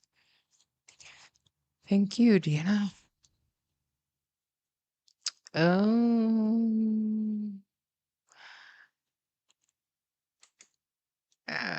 definitely need evidence. People don't just go to jail based on a person's statement, right? Hey, Diesel, good to see you. You personally think those charges will get thrown out? They proceeded under indictment, so they won't. Why do you think that the charges would be thrown out, Angus? Wasn't the brother on the property early on too, and very upset if I remember. So Justin did help search day one, and he was there helping search every day. And Belinda said she saw him very emotional, crying, and that was on the Monday. So yes. Yes. Content creators going to meet with Anita after speaking on phone.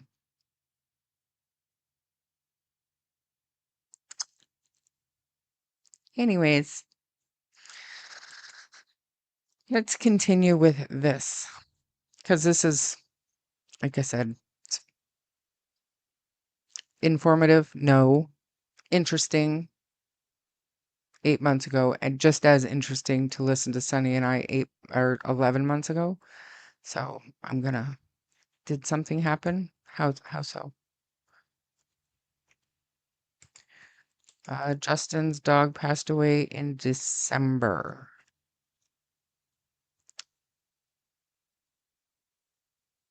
So that's when you're hearing information from other people, just try to ask yourself, like, was that were these people there when they're saying that the dog was maybe put down in the woods? Or are they hearing it second, maybe third hand, relaying information that they heard or rumors that they heard? And again, if Justin Martell is telling his extended family that he had to put his dog down in December before Christmas, I don't know, and I had heard before that the dog passed away in December from other people. I mean, I just don't know what to think of the new information. Hey, Cheryl 007, if you don't mind, Melissa, I'd like to continue on with this. Yeah.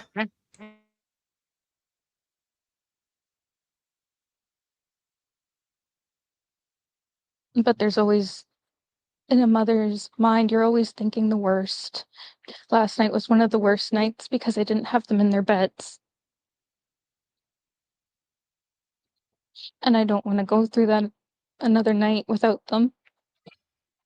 Should have worn your Hello Kitty shirt, Chase. That'd make you always wear that in your when you don't feel good. You should go get that. Yeah, it's got a hole in it. Okay. All right, Mark, what do you got? Yeah. Okay. So first off here, we get a whole bunch of positive comments about the kids. Yeah, which is really great. Often what we see or hear in cases where somebody has been responsible or knows something about the missing kids is that they will put out some negative ideas about them, almost kind of with an edge of kind of victim blame on them. Well, here we do get, they'll talk your ear off, which we've had from other people who were involved actually in the disappearance, where they've gone, you know, these kids they make a lot of noise, you know. And then she says, they'll speak to anyone in a store, everyone. Now, we could construe that as going, okay, so like they get themselves into trouble by talking to strangers, like anybody, okay? I don't think that's what she's getting at here. I think in Nova Scotia, where she's from, the culture is you talk to everybody. Like in downtown Toronto, and this is Canada, like if I go around talking to everybody, like I'm going to get myself into trouble. In London, if I talk to anybody I see, I'm going to get myself into massive trouble, massive trouble. Tracy, when What do you blue nosers think of this? And Angus, us too, us too. We're just more interested in the analysis, looking back on it, knowing that they have very little collateral information. So looking back is interesting. That's all. What do you blue nosers think of what he just said? I first knew her in London. She's from Nova Scotia. Well, her family are from Nova Scotia, so she has some elements of that. She'd smile at people in the park and say hello, and whatever. I'd be like, don't get involved. Don't get involved. And this was in London, City of London. Don't get involved with anybody else. Just don't. We don't need that. So look, I think talk their ear off and talk to everyone, anyone. Those are both positives. They're good kids. They're good social Nova Scotian kids. Okay. I appreciate the effort, she says. Okay, so but she says, and now there is a polite, gentle inference, I would say, that the police, the authorities, investigators could and should be doing more. But notice how polite it is, how politely she infers, like, get it together, tell everybody they're missing, come on, let's get this together. But she's being super polite about it. And you might go, why isn't she going, hey, come on, find my kids, because it's Nova Scotia. Like, you don't start shouting at the police. They're your next door neighbors. They're nice people. They're your aunts and your uncles, So she is, in her way, asking for more help, which is important. Want them found, want them home. Everyone loves them. I mean, clear as day there. It's interesting, she talks about the possible autism, slower at school, needing more help. I picked up from just articles that are coming through on my feed that this family had been visited earlier by child services. And there seems to be some speculation around that. Of course, my guess is speculation is around abuse.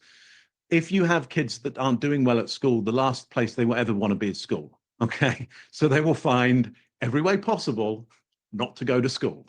Okay, and if you're a parent, you'll probably, knowing that they're having trouble, you'll probably help them stay off school a little bit.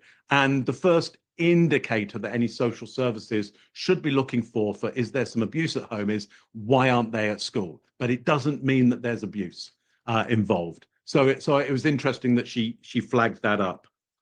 This is, by the way, if you see the movement, this is Peach down here. There's Peach. Some people have said, I don't think Peach exists. Yeah, of course Peach exists. Peach is down there. COVID. Yeah, Peach is down there. And that is real emotion at the end there. I have an ability to put myself very to have low empathy, and so when I'm analyzing, I'll put myself at a very low empathetic level in order to just try and work out what is the behavior, not what are they causing me to feel. I felt empathy for her at the end, which likely means it's a real emotion happening there, because I'm not able to cut it off very easily. Greg, what do you got on this one? So let's talk about cadence. I'm not going to cover a lot of the same things, Mark, but what I will point out is you're right. When she's talking about positive, listen to her cadence, bam, bam, bam, bam. When she starts to talk about things that are negative, like the children's difficulty in school, she navigates and she slows. When she talks about the Amber Alert, she slows. Good, because she's saying good things about these kids. If you're thinking about negative things like, my kids are dead or gone, and you're not thinking of the positives of the children, even if you're saying positive things, it probably would affect her cadence. So good, that's good to see a variation in cadence, I think. She does pronoun shifts twice. Chase, I'm going to hand this to you because of pronouns. You're a big fan of pronouns too. So she says, we had people text me. Why? Don't know. It could simply be that that's a self-protective thing. It could be education. There's a ton of reasons, but I'll hand that off to Chase and let him talk about it next. And then there's another place where she uses the words we. Where did I see that one? We all want them back. We. She says I several times. She says we twice. So those are points that I would pay really close attention to and dig in a little bit and say, why is it we and and I in different places.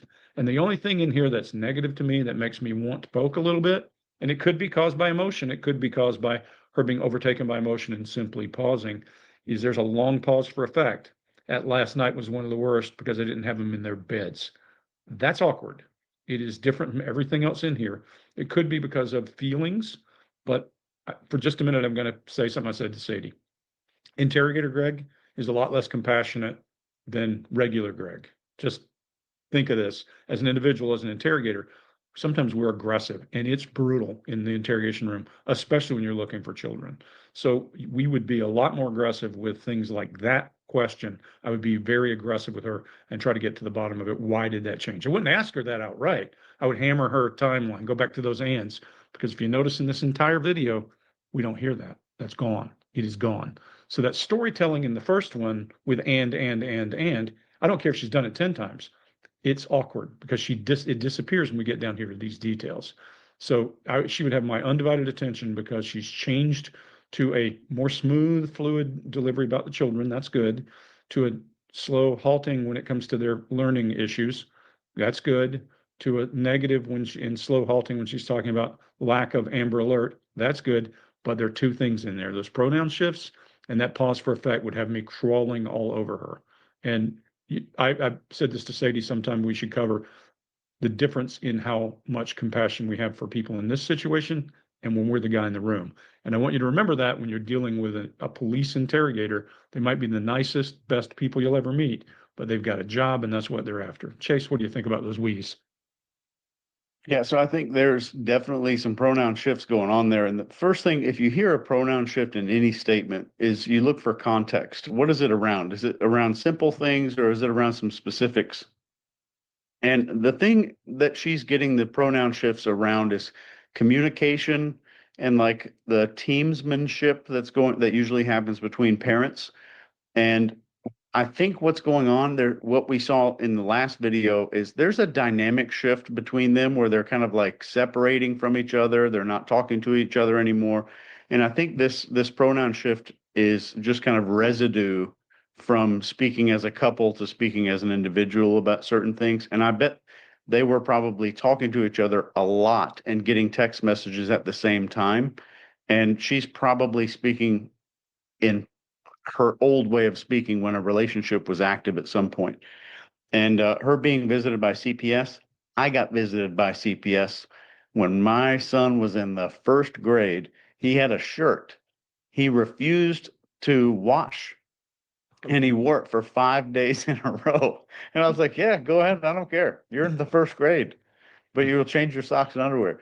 So the next Monday, CPS actually came to the house. So I have probably some documented CPS visit. I just let him do it. I didn't care. But yeah, everything here is non-performative. She's being nice about the Amber Alert because she needs resources from the police. So she's not trying to act angry and act mad. She needs resources and help, and she desires it. So it's not a performative thing where she's trying to talk about all this stuff. And maybe there's something in Canada where an Amber Alert means an abduction. I think it means missing child, not abduction. I think it's a missing kid, period. Yeah. So I don't know, maybe they were giving her some kind of BS about it. I have no idea. Scott, what do you got? Yeah, and I agree about that, about the Amber Alert as well. When she wouldn't have brought that back up and said, we need to have that happen, and she would have wanted it to go away. She wouldn't want anything to happen to help find the kids, or say, no, we can rule this out. And she doesn't bring up this. One thing she doesn't do is throw out those classics like they could have been abducted. They could, this could happen, that could happen. So many different things could have. Like if you're injecting ambiguity, I think. Yeah. It's like in okay, let's go to interrogation.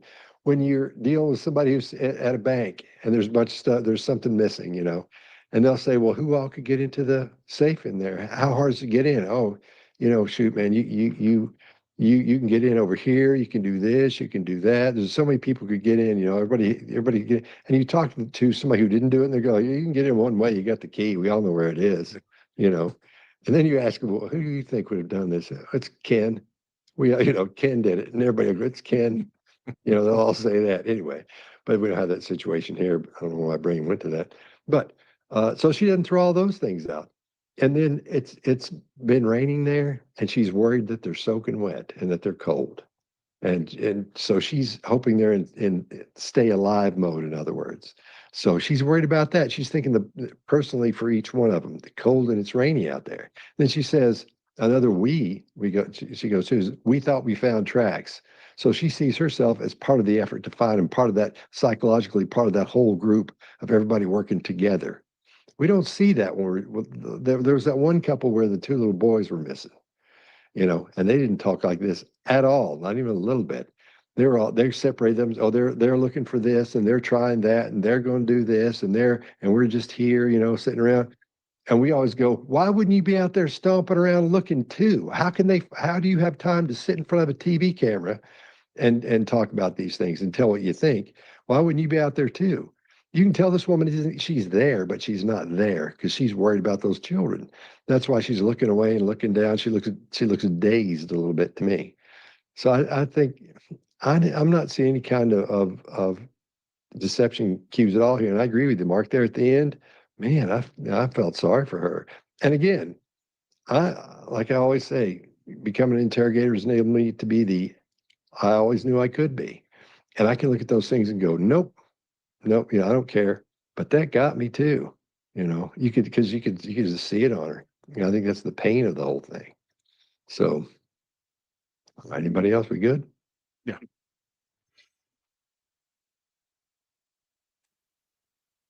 I can't think of a single thing in that entire segment that I agreed with.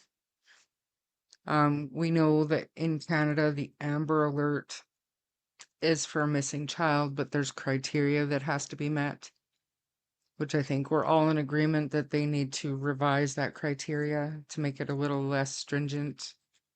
Too many missing kids don't have an Amber Alert and they still haven't been found. So that's just factually wrong. But they're not Canadian, so they wouldn't know that. Maybe it's different in the States. Melissa could talk to that a little bit, but the rest of it, I get it, her emotion is probably real, but it's almost like they're excusing all of the strange language that she's using, and they didn't even talk about pain and sorrow. It's bizarre, and I too would like to know what we think happened on Wednesday because the kids were in fact seen on Thursday. So, but what do you and it- she did ask for an Amber Alert. She made a Facebook post, but then she deleted the Facebook post. So make it make sense. I don't know. Yeah, we're still alive. It's only been an hour and 52 minutes, Ron. But Melissa, what are your thoughts? So the Amber Alert is for a missing child, but to be more specific, it's for an abducted child because you have to know that the child was abducted. You have to have a description of the vehicle. There are things that you have to meet in that criteria. So yes, an Amber Alert in the States is for a missing child, but it's more geared towards an abducted child. And I think, like you said, I think we're all in agreement. Either we need to revise the Amber Alert system or come up with another alert. Like I said, there's a ton of alerts for missing kids, and I think that definitely needs revised. When they were talking about the person will talk negatively about the kids, all I could hear is Janie in my head. The kids, coming in and asking for food and things like that. Like Janie is the one, in my opinion, that speaks negatively about the kids. And from what I've always been told, if somebody makes a statement and they say, well, I believe that person, but I don't agree with X, Y, and Z. Essentially, when you say, but, just ignore what I said before, and here's what I really think. And I'm surprised that they didn't say anything about that. I disagree about the kids not wanting to go to school. I think the kids loved going to school. They may have been bullied a little bit due to, I don't think they were bathed and things like that properly. But I think, in my opinion, the kids thought that school was their safe space. And so I think that the kids wanted to go to school. I disagree with them on that. And when she said everybody loves them, she wants them back, everybody loves them. Well, if you love them, why are you not out looking for them? Why are you not begging for their safe return? And then we go into the same thing I've said before, where she says it's one of the worst nights, not the worst night. So what is worse than having your child missing? Well, I can tell you, having your child dead and no longer alive, that would be the worst. So when she said one of the worst, that really bugs me. And he was talking about the Orrin Olson Wells, I think, or possibly even Summer. The parents aren't out looking. They are not begging. They're not doing things that a normal parent would do. And I disagree when he said that he thinks that they were worried about the kids. I don't personally feel that way. I don't think that the family, minus Belinda and Chelsea, really care, essentially. I think that they may miss the kids, but I don't necessarily think that they worry about them or that they were, loved. In my opinion, just, you don't neglect a kid you love. You don't not clothe a child right. If you love them, you make sure they're clothed right, they're fed, things of that nature. And I don't get that with this case. So I had starred a few comments here, and it says, I don't hear from any family that they were loved, not even Malia Brooks Murray. And that's what I'm saying. I don't feel like that was something that's true. And, you said maybe you'd meet with a teacher if your kids were struggling, right? And we don't hear that. Okay, she has said that the kids are struggling to catch up. Well, did you have a parent-teacher conference? Did you call? Did you text? Did you email? It's been said by the teacher herself that Malaya never went to a parent-teacher she had never met Malaya. Yes. So the answer to that is no. And if you're truly worried about your child and how your child is doing in school, then you set up a parent-teacher meeting. Okay, what's wrong? What are they having trouble with? What can we work with them at home? What are the issues? Let's figure out a way to solve them. And I don't think that that's ever been done. If she loved and cared for the kids, they would have been dressed properly, coats, etc., and have proper food and not be going hungry. I agree. I have to agree with that. And they said, Seawood said, when they say we, she doesn't want to take accountability for herself. And I think that's very possible. I really do. That's a good way to look at it. Marie said, pushing a narrative with the talk to strangers in a store, they'll talk your ear off, they'll go with anyone that offers food or water, which is essential basic needs, right? An Amber Alert, but not panicking and distraught at that thought. Yeah. Her father is a tracker, and yet she didn't even ask him for help. And I remember when I go back to the interview that Henry Brooks did, he says he didn't even know until I think it was Sunday that the kids were even missing. So if you know your family member has this training and is this tracker, why would that not be your first call? Daddy, I need help. Dad, please get here. The kids are missing. I can't find them. I need your help. Please come track down where my kids are. And she never did that.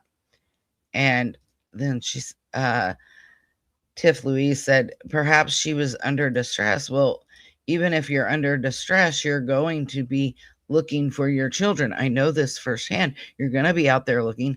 You're going to be trying to figure out where they're at. You're not going to be doing the things and saying the things, in my opinion, that Malaya's done.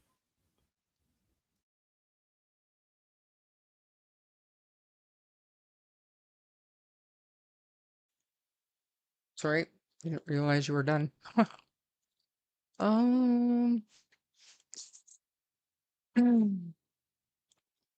Take me off is when she said she wanted them in their beds. I'm sorry that didn't go over with me. I would want to be hugging them and telling them you love them. The Wells still haven't gotten their boys back from CPS because Summer hasn't been found. That case is just like so many. No, does nobody else see that? It is. Malia wasn't functioning normally. She was in surviving each day without the children, getting more black eyes or worse, in my opinion, managing Daniel's moods, substance misuse, depression. She will not have moved much. And I mean, maybe, but none of us were there to know that for sure, right? We're literally just listening to what these professional men had to say all those months ago. But in saying that, we've seen pics outside in the snow with snowsuits and hats.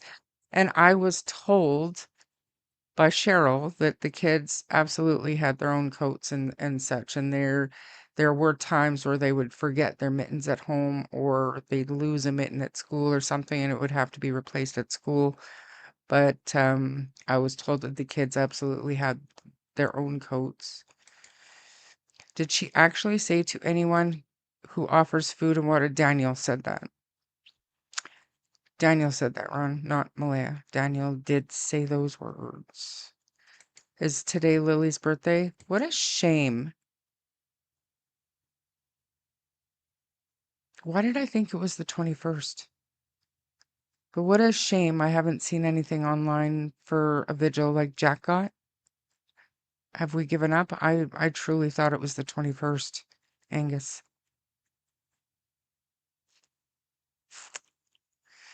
Could you imagine finding out your grandkids are Lily's missing days birthday later? is the 22nd.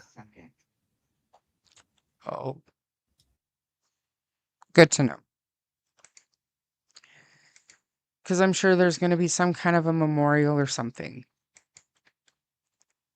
Cheryl hadn't seen them in years, right? Right. So she's getting her information from Malaya.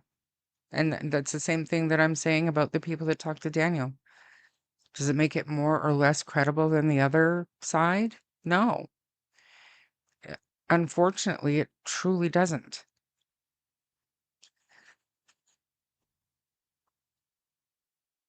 I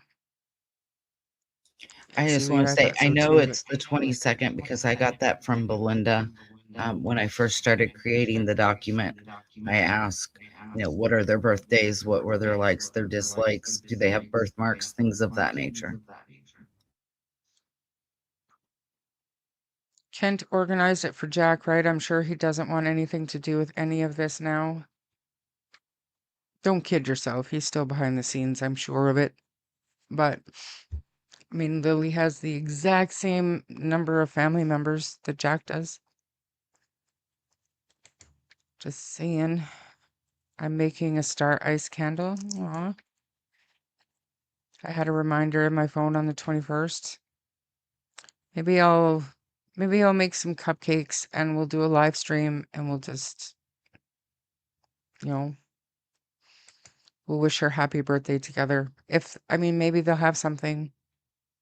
Haven't heard anything yet, but Belinda had a beautiful birthday video on TikTok. Nice. CPS can visit you if your child is absent from school a lot if no medical evidence is seen. Sure they can.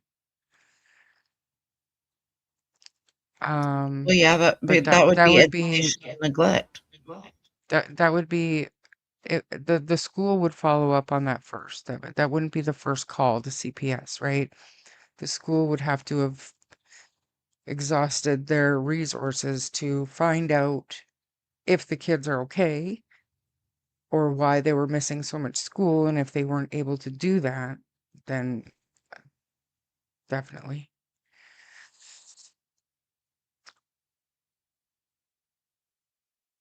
When my mother died, I went a deep depression, almost died. I went to bed for 2 months straight, ran away to where she used to have her condo, and it's going to be 19 years in April, still not well. And I can relate. My brother passed away. I feel like my world changed. You change, and I firmly believe that you never get past grief. you kind of learn to live with it, and it changes you, and it becomes part of your personality, that grief, that missing person. But most people are able to, you know, to adapt to that new part of themselves. You have a new normal. I know with Nick, when I try to think back to things that have happened, a lot of times it's, well, it happened before Nick died, or it happened after Nick died. Like it's kind of a new set space for a timeline. And it's just it doesn't go away. It just becomes easier to live with in some aspects.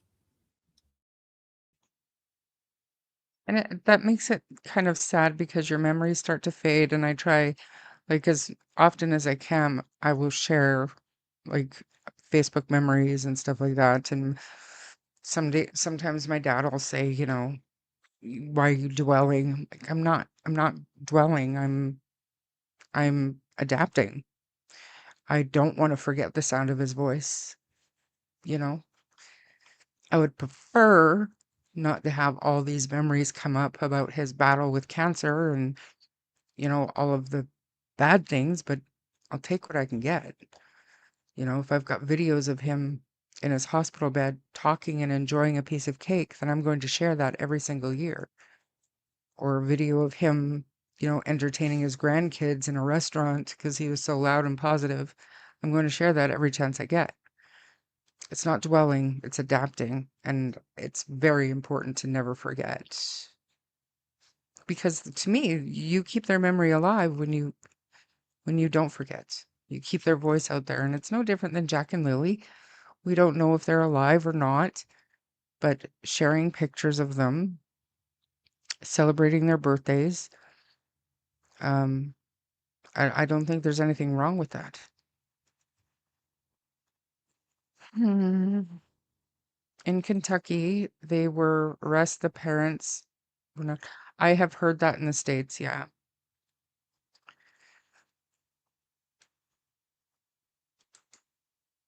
I was talking about being under duress, not being distressed. I did catch that a little bit. Good to see you. I heard RCMP did a big bust with Edmonton police. Good going, boys in blue. Yes, I did read that. What's the point of life if there's no one to remember us? Well, Tash, that's a little deep for me. But I know one thing that really hurt me when Nick died, people would dance around it and they didn't want to speak of him because they thought it would be worse. And it's like, it is worse that you don't speak of your loved ones that are gone. You need to remember the good times.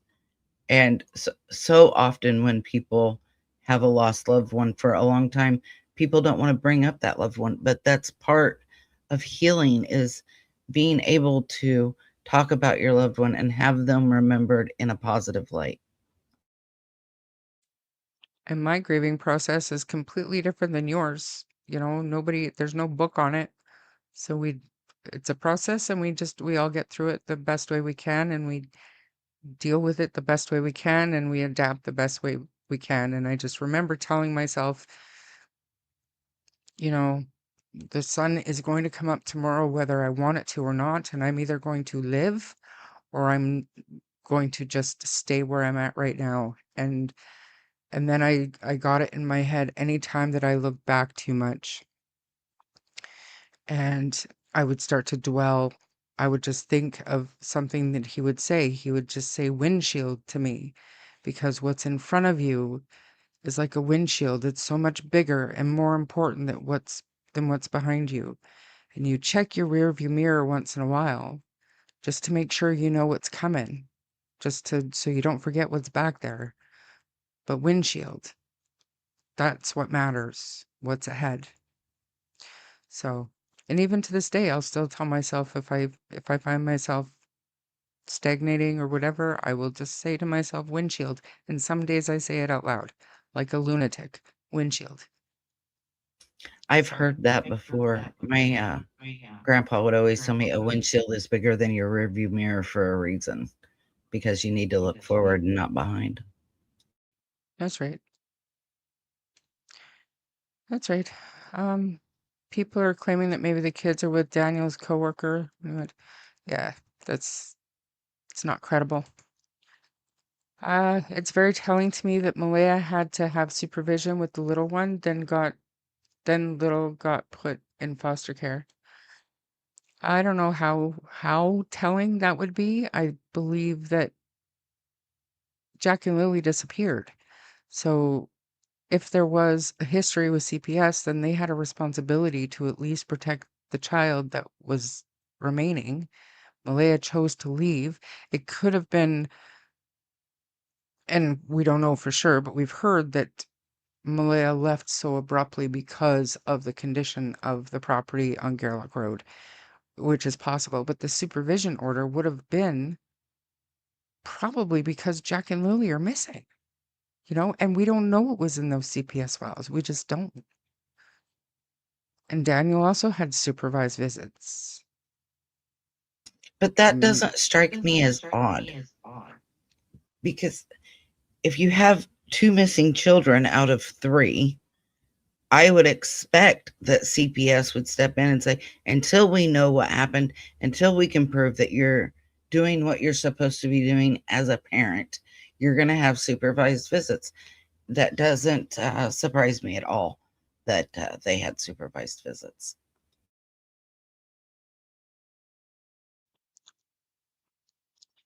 Everybody's, talking about grief and loss and stuff, and it's, it's good. Well, and I'm not going to get into it, Patriot, but I would ask that you say, I heard on another channel, blah, and then say the shit, and then, preface that with, obviously it's not true, or something like that, because somebody could take a screenshot of that and send it everywhere. Just be clear and concise with your comments. I know that you don't believe that, but let's make sure that anything that's screenshotted here is put into context. Because you never know. Tomorrow you could see your little comment on somebody else's channel and say, look what these dimwits think. You know what I mean? So just be clear. As Christians, we have faith and hope to see our family again. Yes, we cry, but we put on trust in the one who created us. Our loved ones that pass are part of us in our soul and bones, and it's just very hard missing their physical presence. I know they would want us to really live. All right. That I want to. There's only 9 minutes left, but I want to listen to the wrap up really quickly, and then we'll see where we're at. Okay.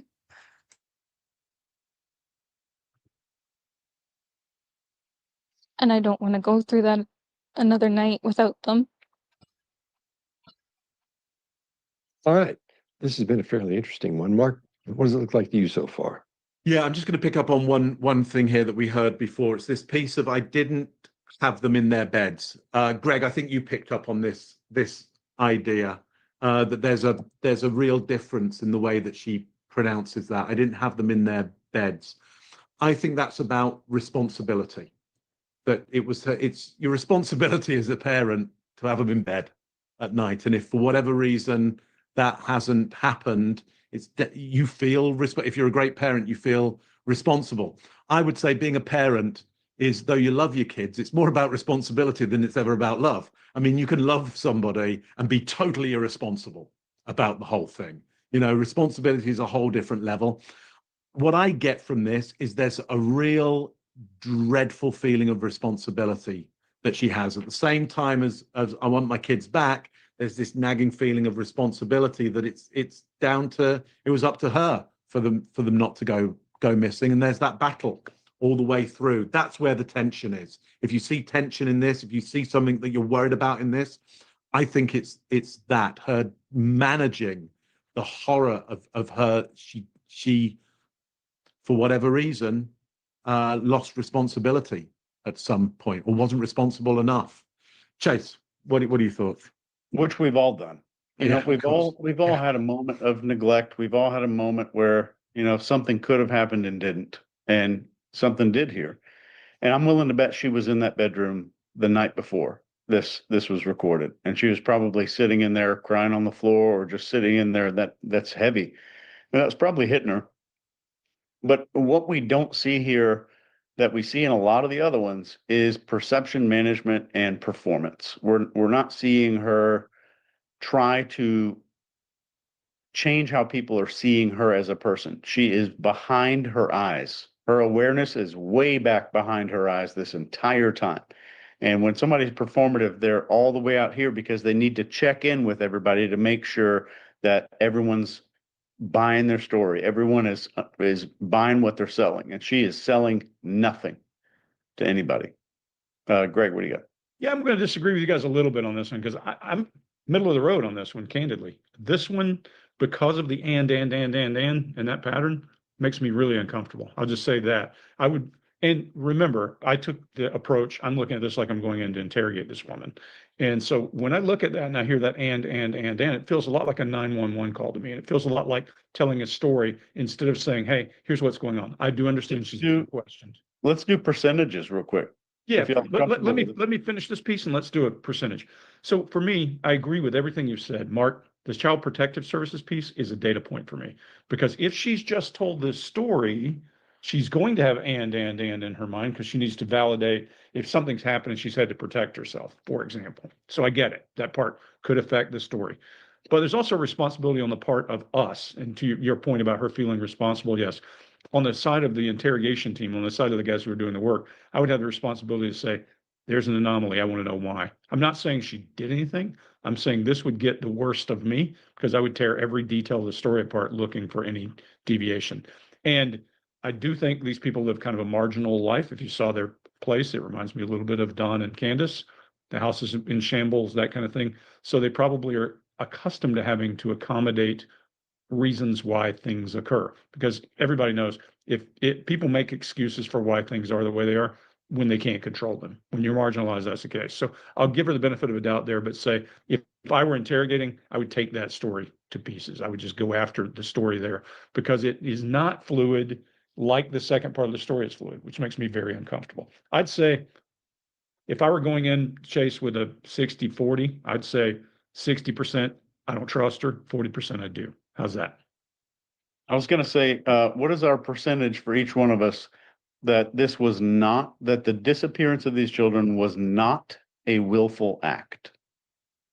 You mean something these people caused in some way?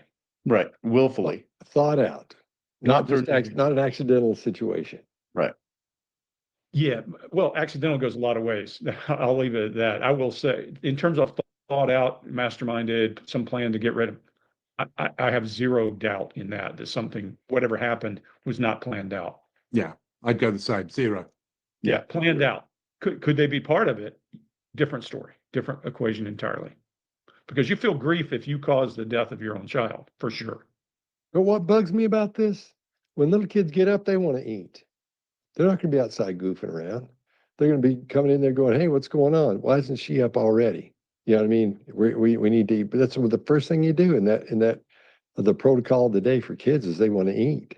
I don't usually do this, but since you're bringing it up, if I live in a place with bears and I got a silent door in my house, I'm going to fix that, number one. Number two, nothing looks silent in their house. There's a whole lot of story holes that I wasn't touching that I would say, okay, hold on. But look, I live in the woods. If I had a child here, every door I have would have a childproof lock because we don't have bears. But what we do have is woods and creeks and rivers and all that kind of thing. So forget all that. I was just trying to give her the benefit of a doubt on the story and say, I'm not thinking that she came up with some idea. Might not even be the kids are gone in the, that they're still living and gone. Who knows what the story is? I'm just telling you that with this short 2-minute video that we just watched, 2.5 minutes, it's difficult to know because she's not challenged on any of the questions, my opinion. Okay, okay. I feel like that's a good place to end this one. Dodie, I'm so sorry for your loss.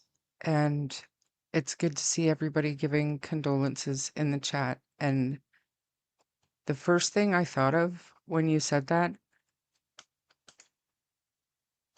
this was last week, and Dodie has been here. Every time that I've gone live, Dodie has made it in to the live chat.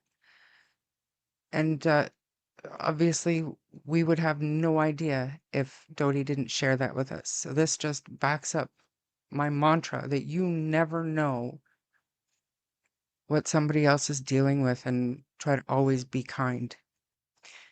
So Dodie, I'm so sorry for your loss. Thank you for sharing that with us, and thank you to the community for being so kind to Dodie. And it's terrible news, and thank you. Thank you for being here. As for this, the only person that I agree with is Greg. But we can see at the very end, they kind of all come to the same conclusion that a lot of us have, is that there is a small, well, not even small, I think it's growing, but I think the majority of people out there do not think that this was a planned event.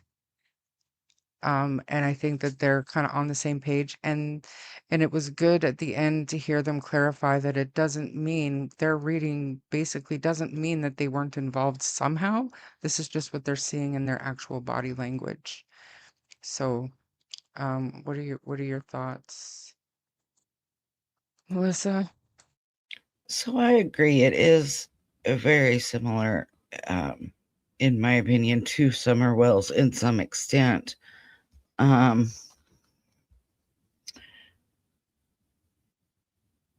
Crap, I can't read what I wrote. Anyway, I had another note, but I can't read it right now. So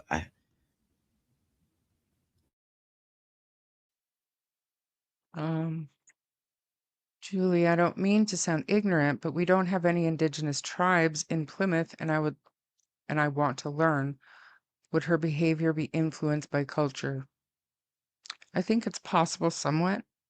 I don't know, like, I don't know a thing about her because she doesn't talk. So I don't think that she was raised in that, like, um, you know, mostly in that. I don't know when Malea's mom split up with Malea's dad. I don't know if she was raised in that environment. She was exposed to it, absolutely.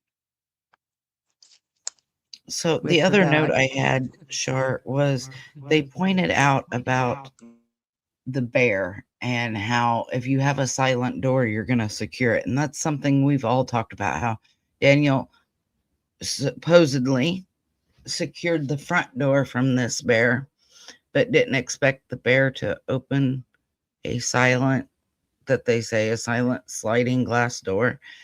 It just doesn't make any sense to block one door, but not a different door if you're truly worried about a bear coming in and you have young kids. Well, I mean, obviously, to me, it's the epitome of stupid. But if you're worried about a bear coming in, so you've got that the door blocked with a wrench or whatever, and maybe the sliding glass door wasn't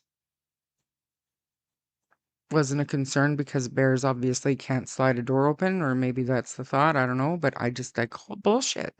I call bullshit on the whole bear thing, because if there was truly a bear problem and they were that worried about it, they would be just as worried about their children going out in the yard by themselves and encountering the bear as they would the bear coming in the front door. Like, it's just horseshit.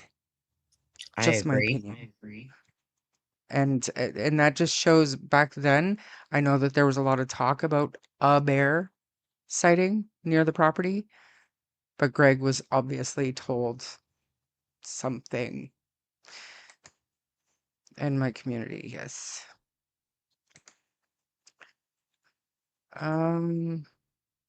Thought about that today. For example, police can't solve crimes in Black Nova Scotia communities because no one cooperates with the police. People are brought up that way.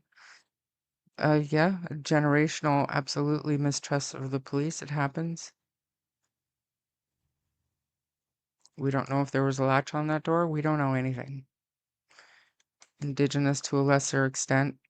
I feel like more recently because of the cannabis stores. And I mean, I just see random things on Facebook here and there about it, but I think the unrest is a little bit more pronounced nowadays. And maybe I'm wrong. Maybe I'm wrong. I wouldn't know. Yeah, Patty raised Malaya. That's what we've heard. And Patty is Cindy's mom, so not in that community. Um, like I said, I don't know how much she was exposed to it, if it would affect her, unless you guys are talking about actual genetics. But we're products of our environment, absolutely. Goes back to the So age-old question of nature versus nurture. don't even get me started. I did my college paper on nature versus nurture. I actually got 100%. Like I got an A on it, but there are so many facets to nature versus nurture, and in almost every single case, it's both. It's absolutely both. I agree. Yeah. Bears are smarter than they look. Well, they are, but I think the bear excuse was bullshit. For the wrench on the door, I think it was bullshit. I do. I'm not saying there wasn't a wrench on the door, but I'm saying if they were really worried about a bear, they would have been just as worried about the kids getting out. And then I have to go back to, I believe that the kids probably got out a lot more than we were led to believe at the beginning, just simply based on Janie's account of the conversation. She came out of her RV. Malaya was standing there with Meadow on her hip. Janie said, "What's up?" Malaya said, "Kids are missing." Janie said, "How long?" About 20 minutes. That's it. And a normal conversation for kids that aren't allowed to go outside by themselves, that usually don't wander, would be, "What's going on?" "The kids are missing." "What do you mean the kids are missing? I just heard them." How long? How long do you think they've been missing for?" "Like 20 minutes." And you and I have discussed that because it was almost as if when she said, well, how long have they been missing? It's almost as if she said, well, how long this time? And you and I have talked about that, and that whole conversation just doesn't sound right because, like you said, well, what do you mean? I just heard them. It wasn't that. It was, well, how long this time? They've done it before. And that just irks me. Well, exactly. And for them to think, if you listen to them down the road and they're talking about Jack didn't like going in the woods, blah, blah, blah, blah, blah. Lily didn't like to get dirty, blah, blah, blah, blah, blah. They didn't like to be cold. They didn't like to be wet. You put all that information together, would that be your first inkling if they've never done that before? They must Well, have gone even in the if they've woods. done it before, if No, they don't I like mean, being if they were, cold, they don't like being wet, they don't go off in the woods by themselves, but yet that's your first thought is they went in the woods on a cold, rainy day? that's my point. That's exactly my point. Like they'll never convince me that the kids didn't wander, maybe even up to their fort quite often, for them to automatically think they must have gone in the woods. And for Daniel to think he can just run up there real quick and get them. But then he said Malaya was already on the phone to 911 when he got back down. So, But he also says that he told her to hold on a minute when she said, should I call 911? It's the story has been she called immediately, but yet in another story, well, I told her to hold on for a second. And then in another story, it's like, well, yeah, of course that's what you're going to do. So his story, as far as the 911 call, has changed several times. yeah, they're more scared of people here as well, but we do have a lot, not a lot, but it's not unheard of to have bear attacks and fatal bear attacks up here. And I know that they took a video of a bear in their driveway. I've had many a bear in my driveway. I'll tell you what, I've never worried about them coming in the front door. Maybe I should. But if I was worried about that, I probably would have been just as worried about them coming in the back door. And somebody else made a really good point, Marie. Wouldn't a bear eat Janie's chickens? You would think. I mean, it Not probably really. be They're just as enclosed. easy. Well, if they're willing, if they're scared the bear is going to go into the house, wouldn't they be scared they would go into the chicken coop? Well, I think that's why she has, if you look at the pictures, she has a fence around them, but there's also a fence across the top. So she's got them enclosed. So I think that's why they weren't as worried about them getting the chickens. Yeah, I still say the bear's bullshit. I just agree. do. They don't clean up after an attack, and I'm sure, yeah. Oil riggers always carried bear spray when my husband worked on rigs in Alberta. It's a requirement. I teach bear awareness and actually predator spray. We have to actually sign guys off to be able to use predator spray and how to store it. And it's a requirement. We've had What is workers attacked by predator spray? cougars. It's bear spray, but it's, we call it predator spray because we have mountain lions up here. We have wolves, any kind of predator. We've had an oil field worker attacked by a cougar not too Oh, terribly long wow. ago. Like it does happen. A lady was coming out of an outhouse on an oil field site, and she was attacked by a black bear, and it killed her. I mean, these things happen. So I just had never heard, I've heard of bear spray, but I've never heard of predator spray. That's interesting. brown bears, and we have grizzlies and black bears. We absolutely do. Yeah, no, we have them all here. The only ones we don't have here, polar bears.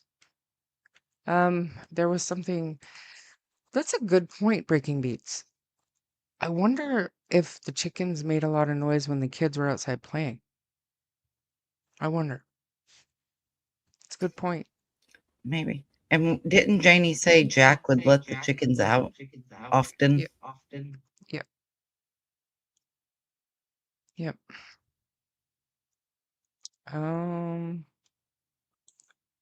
Apparently they were awake when they went missing. Well, depends. Malaya was on the phone trying to call her mother at 8:28. Janie was on the phone with her brother at 8:48. And they were outside looking for the kids at 9:40. Is that correct? I believe that's correct. Something like that, yes. Yeah. Um, I saw two bobcats separate areas in Nova Scotia last night driving back from Quebec. And coyotes everywhere in BC where the property is. You go outside after dark and it is haunting listening to them howl at each other and screaming and stuff. Scary shit. They would be in the coop that they go in at night. Thank you. Yeah, but didn't she go outside at 7 a.m. to let her chickens out? Yes. That's funny. It's funny. I used to get jokes like that all the time when I was doing safety meetings and stuff about predators, cougars, whatever. Anyways, so 2.5 hours, he's right here. He's telling me, Mom, shut up. I'm hungry. It's time for supper. So, Is he feeling better? Eating and everything all right? he is, I feel like he's just being picky now with his supper, but Marie, I haven't given him a bacon and egger 5 days. 5 days. He's not happy about it. But thank you, Just the Facts, ma'am. I will take it up with Just the Facts, Marie. That's funny.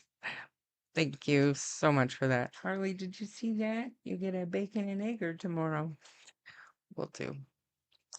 Yeah, so any last thoughts, Melissa? I might do a live stream later on Epstein and Nancy because I'll be alone, so it'll be good.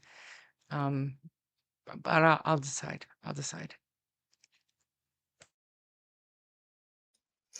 Yeah, I don't know that I've heard of any new updates, honestly, about Nancy. We probably should do one. No updates, but there has been stuff, like JLR left. Oh my God.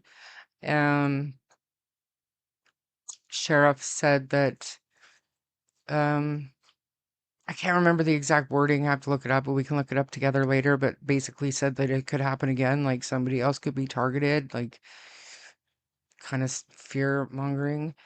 Um, you know, definitely, definitely worth looking into. And then there's always shit to look at with Epstein, and we haven't done it for like a week.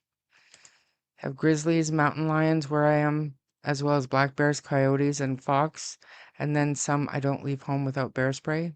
Hmm, fair enough. And it freaks me out at home, and Harley will be outside and he'll be wandering around and he will lose it and just be barking off in the bush. And I feel like he could be barking at a squirrel, but it could also be a bear. I don't have those, but I know No. S'mores, he'll just start barking sometimes at absolutely nothing. It's like, I live alone. I'm like, quit, you're freaking me out, dude. What are you barking at? What do you see that I don't see?